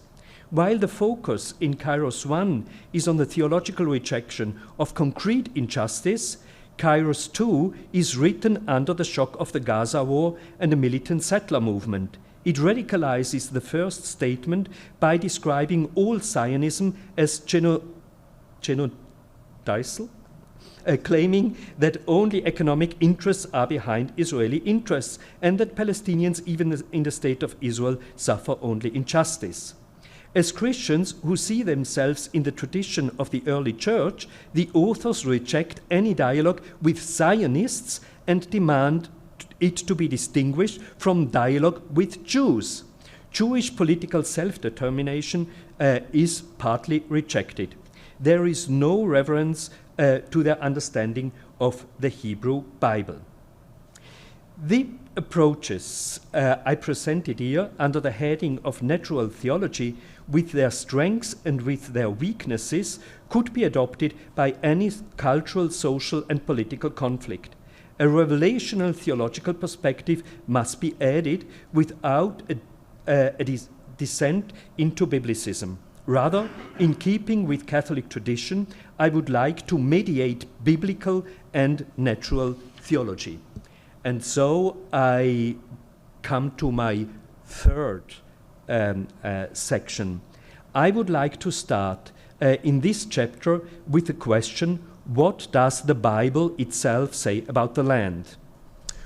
To do justice to this revelational theological approach, I consider the theme of land throughout the twofold Christian Bible, as well as its reception in tradition, while also keeping an eye on the Jewish tradition. But of course, I speak out as a Catholic theologian. The Torah speaks of a promise to the land to Abraham and Jacob. They move to the land that God shows them. It is not ignorant that the land is already populated. Both must also leave the land again. The story of Joseph recounts their departure and represents a kind of anti-exodus. With the first land purchase, Abraham merely acquires a piece of land for Sarah's grave. The Israelites as a people, on the other hand, emerge in Egypt, whereby the Torah describes the exodus from slavery as a journey of learning through the desert to a land where an alternative culture is to be built under God's guidance. But there too, a first attempt to enter the land fails. The narrative ends before the entry into the land, again with a grave, the grave of Moses. Settling in the land is only described in the book of Joshua, after the 5 books of Moses, as a violent conquest. The political organization of society in the land varies considerably throughout history. The monarchy that follows the tribal confederation is criticized on the one hand as a betrayal of God's kingship. The alternative to be a holy people of priests with God's royal dignity is at stake. On the other hand, David and Solomon became ideal kings whose destiny will generate messianic expectations. With a Hasmonean state, a priestly theocratic government prevails. The period of the Babylonian exile, as well as the occupation by foreign powers, show that political sovereignty is often short-lived. In addition, the movement out of the land and back into the land runs through the entire history. Living in the land is the true destiny of the people. On the one hand, the land is given as an unconditioned gift. On the other hand, it can only be inhabited if the people obey God's instruction. I try to collect aspects for a theology of land. First, the people of Israel are not indigenous.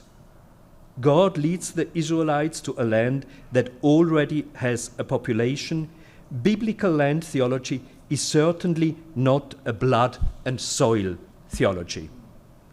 Second, being indigenous or having a natural right to the land plays no central role but is relativized.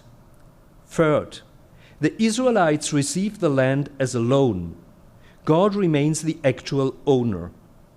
Fourth, the gift of the land is the basis for an alternative society beyond slavery and Egyptian culture according to the Torah. It is characterized by a special justice, especially towards the strangers. Fifth, the Israelites are also driven out if they do not follow God's instruction. God not only leads into the land, but he also expels from the land. Sixth, life in the diaspora is interpreted as God's punishment, return as reconciliation. Life in the land and life in the diaspora are interrelated. Seventh, the return is associated with renewal of the covenant, with hope for the future, and even with a messianic eschatological vision. Eighth, the political organization changes, but God always wants to be recognized as the ultimate sovereign. It is no coincidence that the entry into the land is first described only in the prophets. The rabbinical tradition also emphasizes that the written Torah was given outside the land and could have been accepted by any people. Life in the diaspora is interpreted as God's punishment for internal discord, but also as mission to be a light to the nations. The so-called free oaths, as stated in the Talmud, also legitimize the people's existence in the diaspora. It was not until religious Zionism, as we know, in the 20th century, that the commandment to dwell in the land came to the fore. The halakhic commandment to expel or kill the indigenous population of the land, which is derived from the book of Joshua, is debated today within religious Zionism. Emanuel Levinas, on the other hand, for example, who reflects of his ethics of the other in relation to the land and the state of Israel, knows that the establishment of a state always violates ethics. There is no political entity and no state in the world without a violent history of its establishment. He emphasizes that the state of Israel, once established, must commit itself to universal justice, which must be covered by the ethos of the prophets, but also by the ethics of the Talmud. Today, different concepts of religious Zionism exist. The more messianic reading, inspired by Rav Kook, and the more halakhic reading, inspired by Soloveitchik, just to mention two of many different trends. It's just important to see that Zionism and religious Zionism is really a complex and not a monolithic movement. According to the Gospel, I come to the New Testament. According to the Gospel of Matthew, Jesus must leave the land as a newborn. Like the Israelites, he is led out of Egypt into the land. According to Luke, the newborn is to be ruler over Jacob and liberate Israel from the hands of its enemies. Jesus bears the same name as Joshua, who led the Israelites into the land, an aspect very present in traditional Catholic teaching. Jesus indeed gathers the people from the social margins and the geographical margins of the land. From Caesarea Philippi, at the foot of Mount Hermon, where Peter confesses him as the Messiah, he sets out for Jerusalem, the center of the country. Non-violence is his hallmark. I quote, "Blessed are the meek, for they shall inherit the land." He himself becomes a victim of violence. Judas' hands hand him over to Jewish authorities, and they in turn hand him over to the Gentiles, the Roman occupying power. With the memory of this betrayal, Judas gets and gives back a piece of land, gives the money back, and a piece of land is purchased. Here too, the first land purchased is a burial ground, a cemetery for strangers, non-Jews, and is called the Field of the Blood. That's according to the Gospel of Matthew. However, Jesus' empty tomb in Jerusalem triggers a double movement. On the one hand, the risen Lord calls all people to become disciples to the ends of the earth. The Acts of the Apostles and the letters of Paul describe this movement into the diaspora. The whole earth becomes a land where one can worship in spirit and truth. The poles of land and diaspora are dissolved.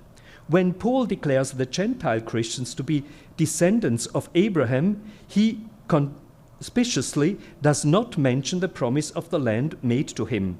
It is also missing from his list of the privileges of the Israelites' election.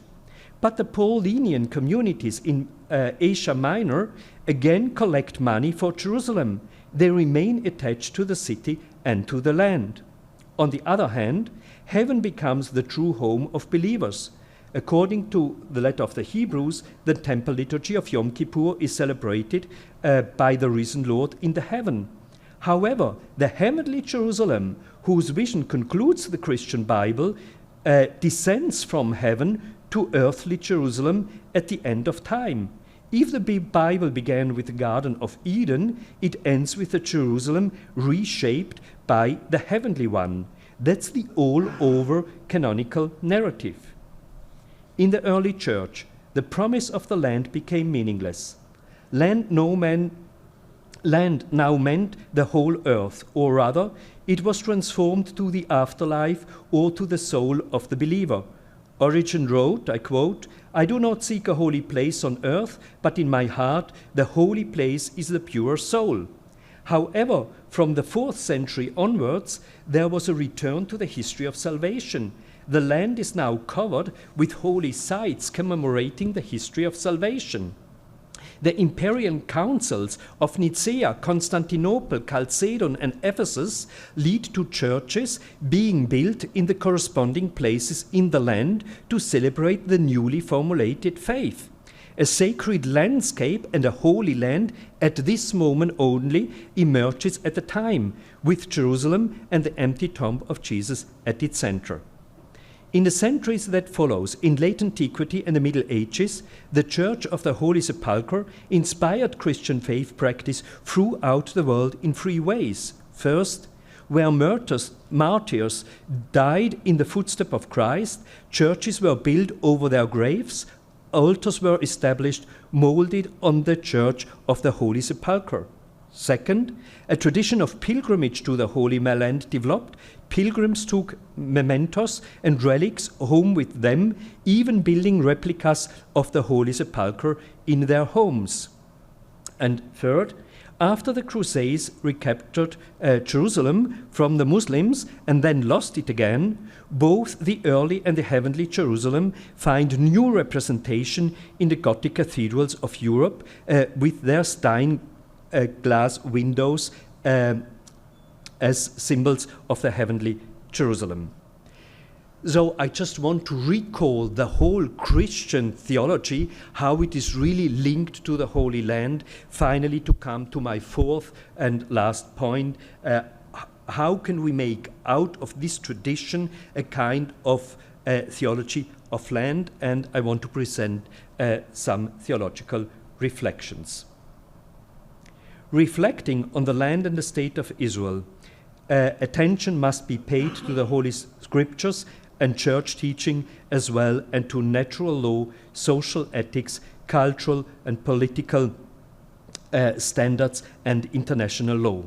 In Catholic theology, the doctrine of God's irrevocable covenant with Israel is added because he has replaced the substitution concept of salvation history. A covenantal theology seems to me to provide an appropriate framework for reflecting on the land and the state of Israel. The land is the foundation for building an alternative and exemplary society under divine sovereignty. However, God's irrevocable covenant with the Jewish people does not stand parallel to or unconnected with the new covenant in Christ. Both form a unified covenant history wrote by God. Therefore, Catholic theology cannot simply agree with variants of Jewish religious Zionism, nor is Christian Zionism of the evangelicals a possibility. Dispensationalism uses Jewish Zionism as a vehicle and incorporates it into its own eschatological-oriented theology of history. Catholic teaching must rather consider the new covenant in which Christians and non-Jews also have a share in the land in their own way. The relationship between the two covenants, which ultimately form a single covenant, is crucial. They are complementary in content, and their dialectic must be considered. The complex covenantal structure has to take into account Jews and Christians as well as their common and respective different callings. Jesus speaks the words establishing the new covenant at the Last Supper and has his death in mind. The accounts by Matthew and Mark tie in the covenant made at Mount Sinai. Luke and Paul, on the other hand, allude to Jeremiah 31, where the prophet speaks of a renewal of the Sinai covenant through internalization. In Romans 4, Paul also refers to the covenant with Abraham. So the promise of the land is undoubtedly part of God's covenant with the Jewish people, a community in which God is to realize his kinship in an alternative project to a civilization such as Egypt. People, Torah, and land form a triad whereby we have seen that movements to and from the lands dominate. Conquests are unsuccessful, or rather, the initial acquisition of land consists of a grave. The grave as a piece of land marks a time beyond time, a space beyond earthly life. Central to the question of land in the Torah is the fact that the promised land is not empty. A foreign population lives there. This seems to me to be the core statement of any systematization of a theology of land.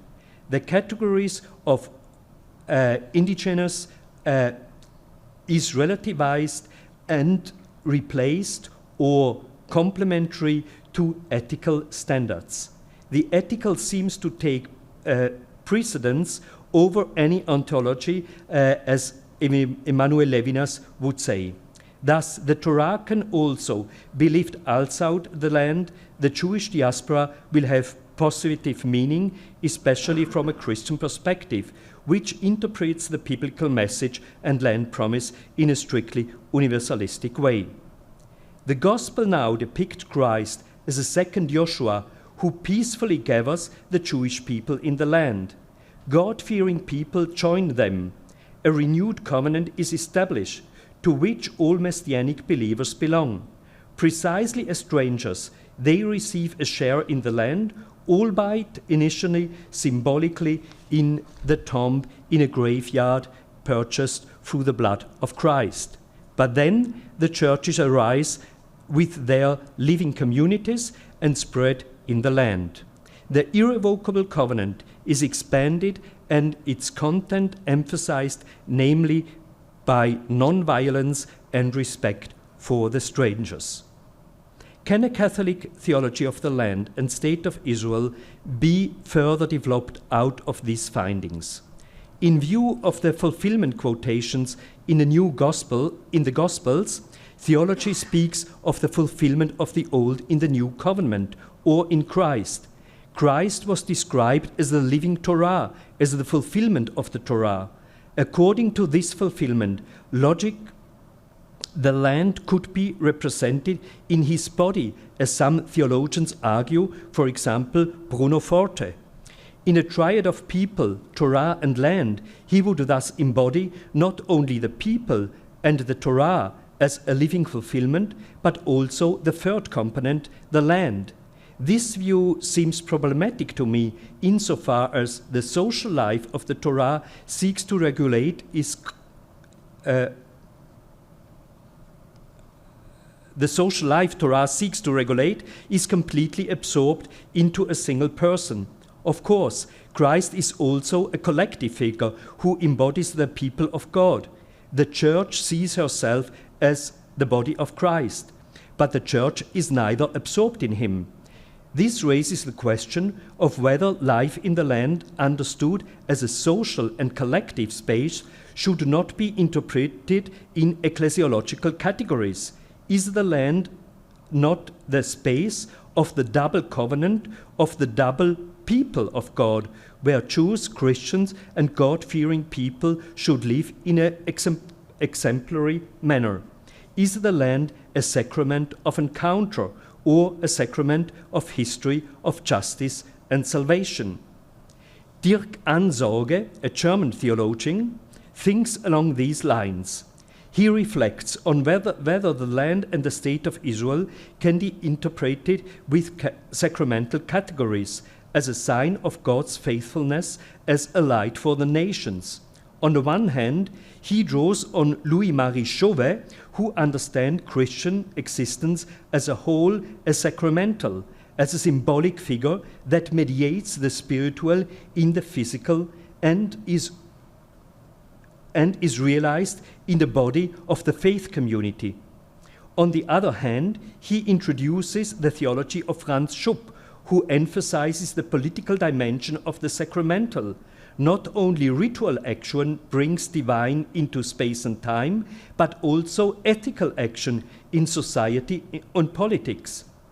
In the Christian understanding, politics must always aim at greater justice and reconciliation. This action is sacramental insofar as it is understood as a share in God's incarnation, in Christ, and as the fulfillment of the Church as the body of Christ. From these two thinkers, Ansorge builds a bridge to the Jewish theologian Michael Wyszogrod. Wyszogrod compares God's indwelling in the Jewish people with the Christian belief in incarnation. Ansorge asks rhetorically at the end of his essay, can the category of sacrament also be applied to the state of Israel? In this question, I can't follow Ansorge. First, Ansorge does not sufficiently distinguish between the people who live in the land with their culture and the state of Israel as a political structure. Secondly, if the concept of the sacrament is applied in a broader sense to the social body, it would have to be applied to the church and to the Jewish people as a dual covenant people. Their social life unfolds in the land as well as in the diaspora. In this sense, a sacramental ecclesiology, which has in mind the relation between the heavenly and the worldly church, would have to refer to Knesset Israel, to the Jewish people and its historical and metaphysical construction, and not only to the state of Israel. And thirdly, if structures are part of the historical constitution of the people of God, then the religious structures, such as the rabbinate or the priesthood, should be considered, but not political structures. This is an analogous way to ecclesiology. We seize the threefold ministry as a divine constitution, but not the Vatican and as a state. So I wanted to present you this thinking of Dirk Ansauge because his religious Zionism goes even ahead and further than the minimal Catholic Zionism designed by Gavin da Costa. So that means, I think you know da Costa, but Dirk Ansauge is one of the important Catholic theologians in Germany nowadays. I just want to conclude and to come to a public, to a statement, more a personal statement, where would this theology lead these theological reflections I made. In a modern era, political structures no longer need to be based on religious claims. Catholic theological thinking recognizes international law. Political structures must be derived from historical, cultural, and socio-ethical considerations. But it is precisely according to this principle that the Bible, with its history of reception in Judaism, Christianity, and also in Islam, enters the stage. And for theology, the interpretation of the Bible as God's revelation is constitutive. Covenantal teaching instructs that the Jewish people to build a community in this land not based on natural ethnic criteria. Rather, the obligation is to be built a community that brings justice and blessing to all humanity. Catholic covenantal thinking, founded in the covenant established by the bloodshed of Christ, adds a messianic, utopian direction towards non-violence, towards a transformation of violence from within. Formulated as a prerequisite, theology can grant, I think, the Jewish people a certain prerogative over the land from a biblical theological perspective. It is based on the irrevocable covenant formed by Christian understanding. Islamic theology, too, as far as it commits to a kind of ethical monotheism, should be taken into consideration. Political sovereignty of the Jewish people must therefore consider the Palestinians, whose culture is shaped by Islam and Christianity at the civil societal level in its full range. Natural rights and socio-ethical values have to be respected and preserved. This functions also as a prevention against anti-Semitism, and anti-Semitism not only understood as a cultural, historical, or socio-psychological phenomenon, but also as a conscious or unconscious rejection of God's covenant with the Jewish people. Whether Jewish political sovereignty extends over the entire land or must be shared with other political claims does not seem to be decisive from this theological perspective. Considering that biblical theology represents more of a movement towards the land, the living in the land is measured by ethical standards, non-violence, and the treatments of the strangers. This applies for a Jewish society, also for a Palestinian society, and any society in the country. The fulfillment of the biblical vision seems to be an eschatological magnitude. This has to be distinguished, but from a messianic thinking today, which allows to violate universal ethical values for meta-historical purposes. Catholic theology rejects eschatological and messianic speculation of this kind. But it knows that the establishment of every political community is associated with violence and war. Thus, injustice is part of the human condition, even in the land of Israel. There is no state and no culture without a skeleton in the closet, so to say. But once a political structure has been established, it is obliged to fulfill social justice, all the more in the land of the Bible, and all the more by Jewish political sovereignty. God has given the mission to build a community which is light to all men and every single human being, in the land and outside the land. Thanks for your attention.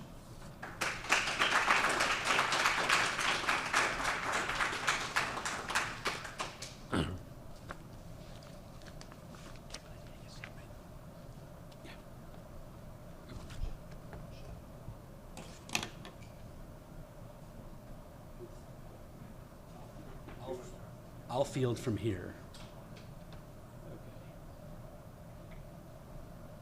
Sweet. Thank you so much, Christian. All right. Oh, and I can only hear myself. Let's questions and thoughts. And here I don't need to provide the injunction to be brief because there's no doubling.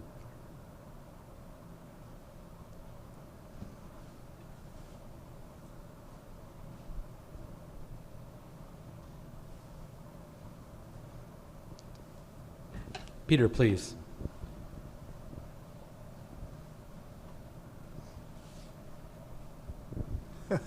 What tremendous work, theological work that you finished. Could you tell us more about your anticipation about the role of Islam in a land that received both the Jewish covenant and also the Christian and Muslim Palestinian? Tell us more about Islam and how that would relate to your vision.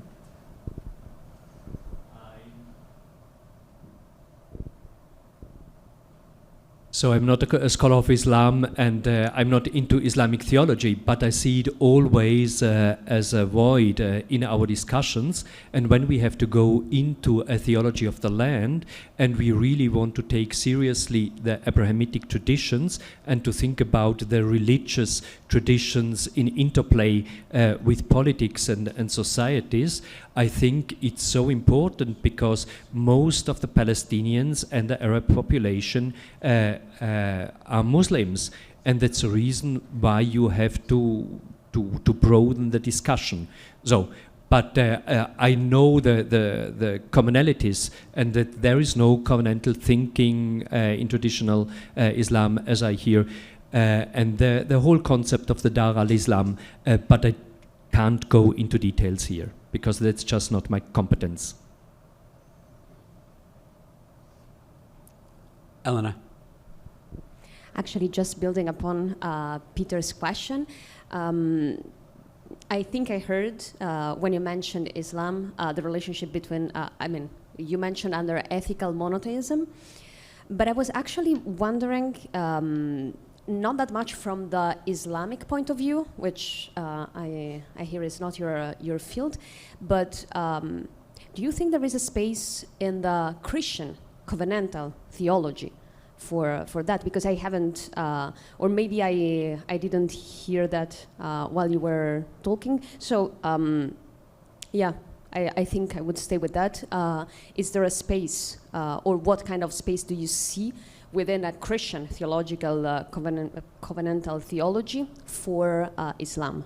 Yeah, I think that's a very important question, and I think we shouldn't see only Jewish and Christian, the Old and New Covenant, but the universal meaning of the Christian covenant is open for all people of goodwill and want to work together for a just society. And that's the reason why I took the term of ethical monotheism out of the 19th century context, where they were speaking of Islam as ethical monotheism. And if we see Islam in that sense, it has share in the land as all God-fearing people and all atheists and all persons who just try to live according to ethical values and according to international law and according to an intention to construct a society together in that land. So that's the thing I would say, or that's the spot, the place of Islam in the Christian covenantal thinking. But perhaps in dialogue with Islam, I would find out more reasons and other places within our covenantal framework.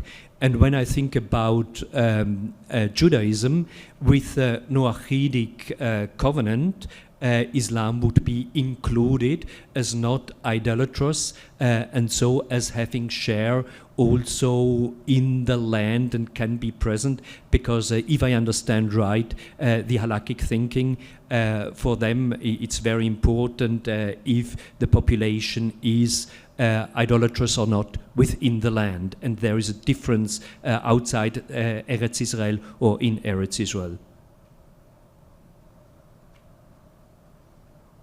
Abdullah.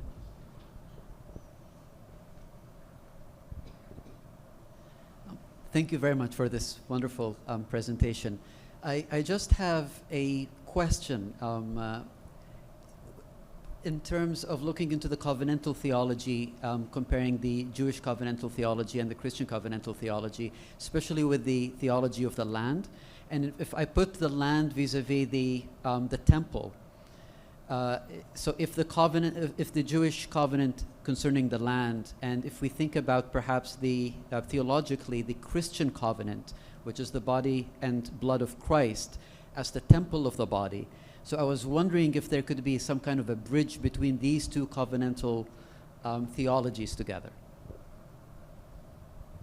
You see the theology of Ratzinger, of Pope Benedict, was precisely that there is no substitution in covenant, the old and the new one, but there is substitution in liturgy. So for him it is very clear that Catholic priesthood, and when I was ordained myself, and I saw the first time the prayers of the ordination, I was really struck, because it's really the prayer that the Catholic priests are in continuity of the Aaronitic priesthood in the temple.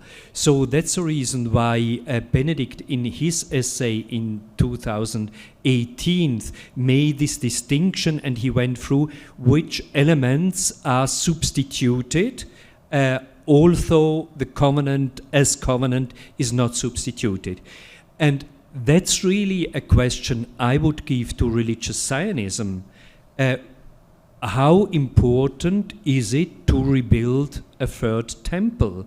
Can you separate different elements of the Torah, of the Halakha, and to say we are in the land, we want to have a kind of halakhic society, and we remain with the rabbinic interpretation that study and prayer is the substitute for the temple service, or not? But that's really a question I have to give to the religious Zionists, and I don't have to answer this. But this is really a challenging theological debate, and it has political consequences nowadays.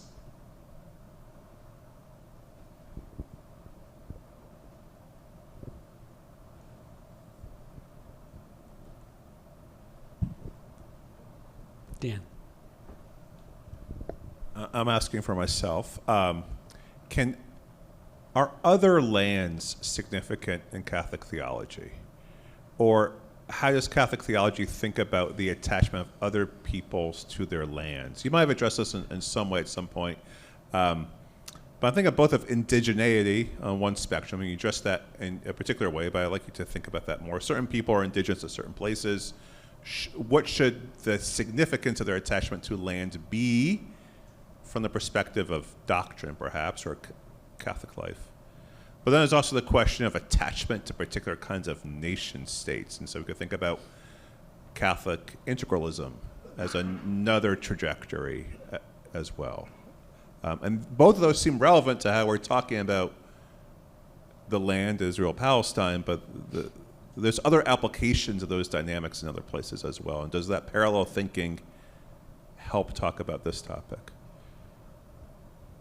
I think that's the position of Wright I was presenting. So that he says there is no distinction between Eretz Israel and the Holy Land and any other nation. But I think that's just not complex enough.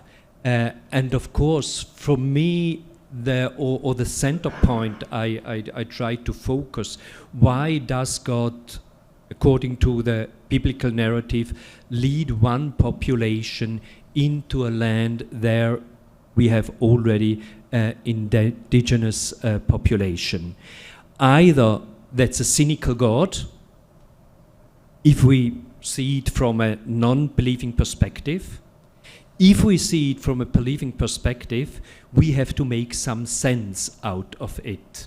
And it seems to me the angle and the logic that's the point we should just start. Why does God promise a land to a people where you have already a population in a land?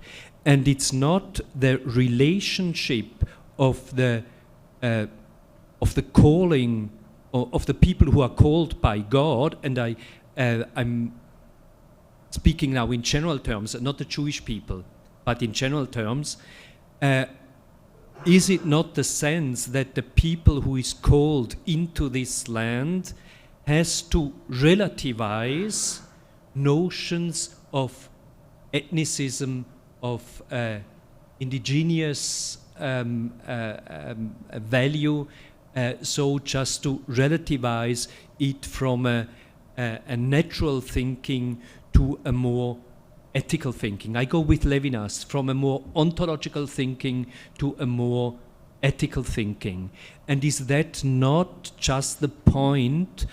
So I go with the interpretation by Levinas to the State of Israel. Is that not the point we should start with our covenantal theology? Kendall.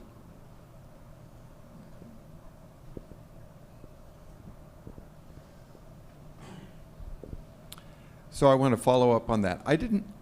You heard Dan's question as though it was an invitation to adopt Tom Wright's view, but I didn't hear it that way. I heard it as asking the question, if we think about the Jewish people relation to its land, must we not also think about other peoples in the relationship to other lands?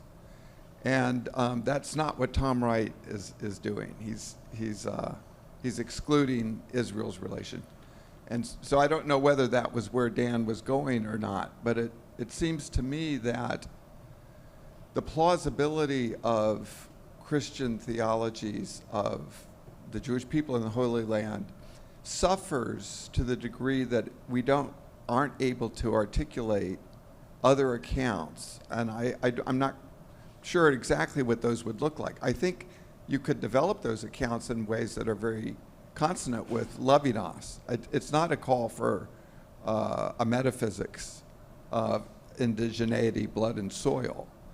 There seems to me there would be other ways of thinking about it. So I'm just going to suggest there might be more open-endedness, and I don't know whether you want to respond to that or not.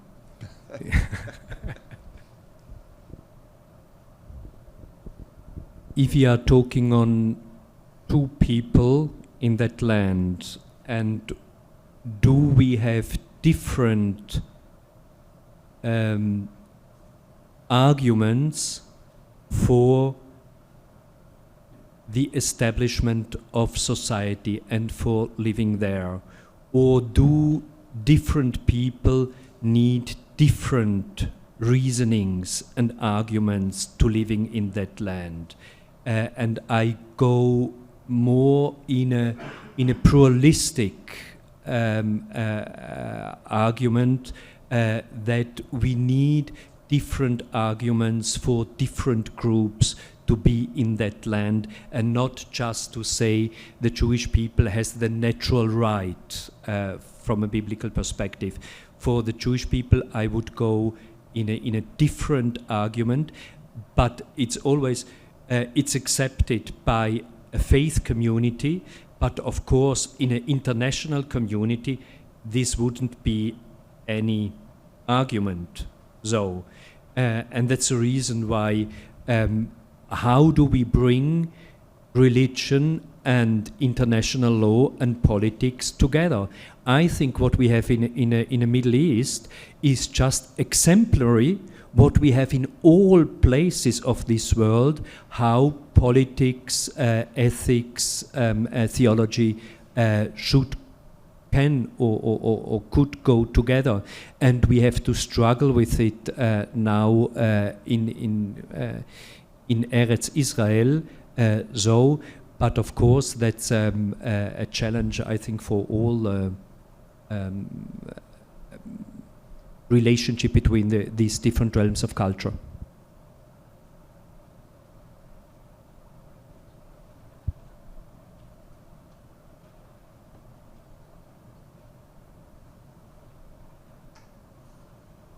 All right, I'll take the the moderator's prerogative then.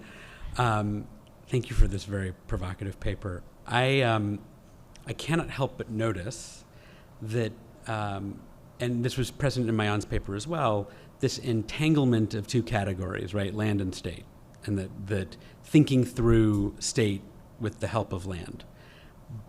And I think there's another pair of categories that are inherently entangled that maybe you can help us deal with the entanglement of a little more fully, which is nationality and religion, right? And that Jewish people and Jews are treated as entangled with the category of Judaism, but Palestinians are perhaps entangled with at least two religious categories, maybe more, and that there's not quite the same, there's not a symmetry there. And so I wonder if you might take some of, I'm asking you to get a little out of your skis here, but like maybe you can help us think through some of those other categories. I think we will never, so I was reflecting through and through, we don't have symmetrics and categories on both sides, because the relationship of religion and nation is different in a Jewish self-understanding than Palestinians and Islam and Christianity. So, and that's the main question for me. How do we relate politics and theology? And I think in the West we have had up to now one Christian-dominated way to link it, because we defined religion as a kind of confession. And in the secular modern time also as a private matter and not as a public matter.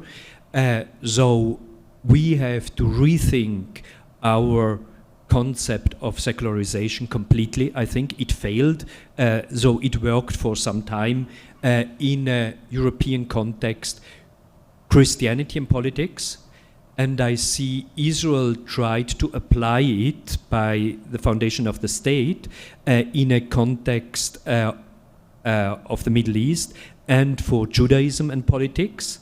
And Turkey, after the First World War, with Atatürk, tried to adopt the French laization also to a Muslim context. And I don't know if this paradigm we developed in Christian culture is really fitting to be adopted to others. I doubt.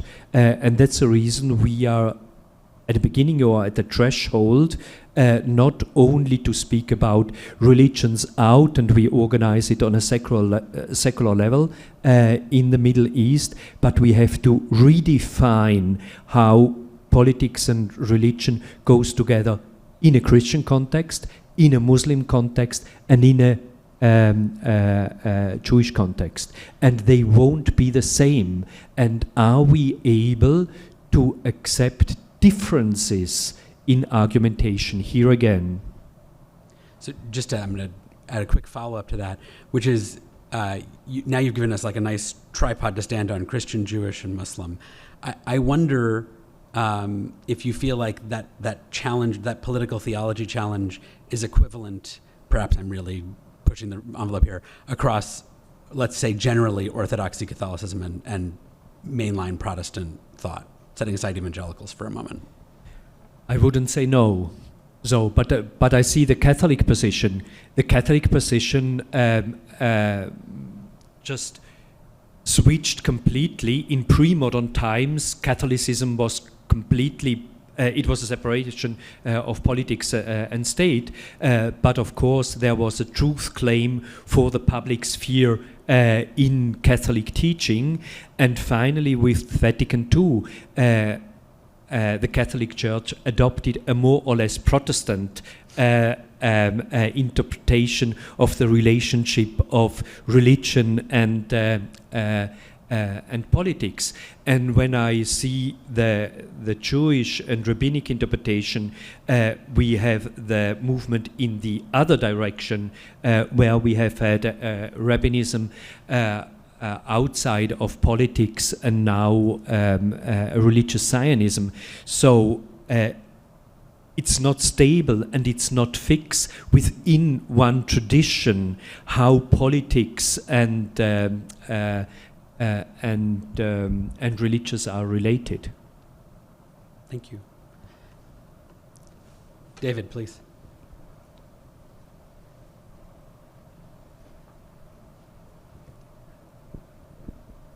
Last one. Thank you very much. This is a comment really about what you've just said against the backdrop of what we've been talking about for the last day and a half.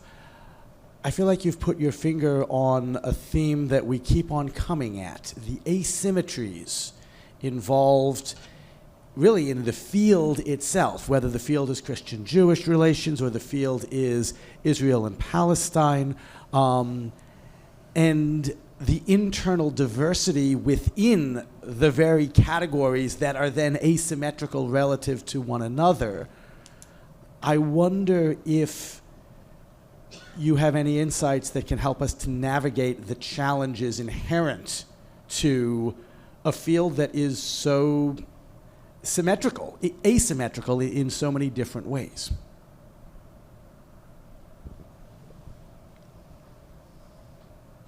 If philosophy of dialogue and theology of dialogue deals with the otherness of the other, it deals also with asymmetry.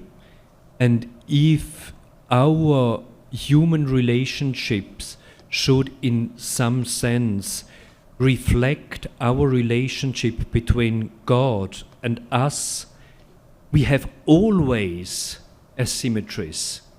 And does Jewish Christian theology not try, or theology of the Jewish Christian relation, does it not just try to shatter all our naive concepts of symmetries, on similarity, on sameness, and tries to shatter it, but not to fall back into identitarian, closed, monolithic, and opposite thinking, but that we try it really to link together in what kind soever. But here we are, the asymmetries, the otherness, the paradoxes as the center, as the hermeneutical center for Jewish-Christian relation on all levels. And in that sense, between the transcendent and immanent, between the different religions, and that this would be just the main teaching of a dialogical thinking. I don't know. I like the idea. We have to pause here. recognizing that we're going to have tomorrow morning to have more conversation about all of it. Thank you so much, Christian and Maayan. And thank you all for your deep engagement with this difficult, challenging, complex, and implicated in all of our discourses topic. Thanks.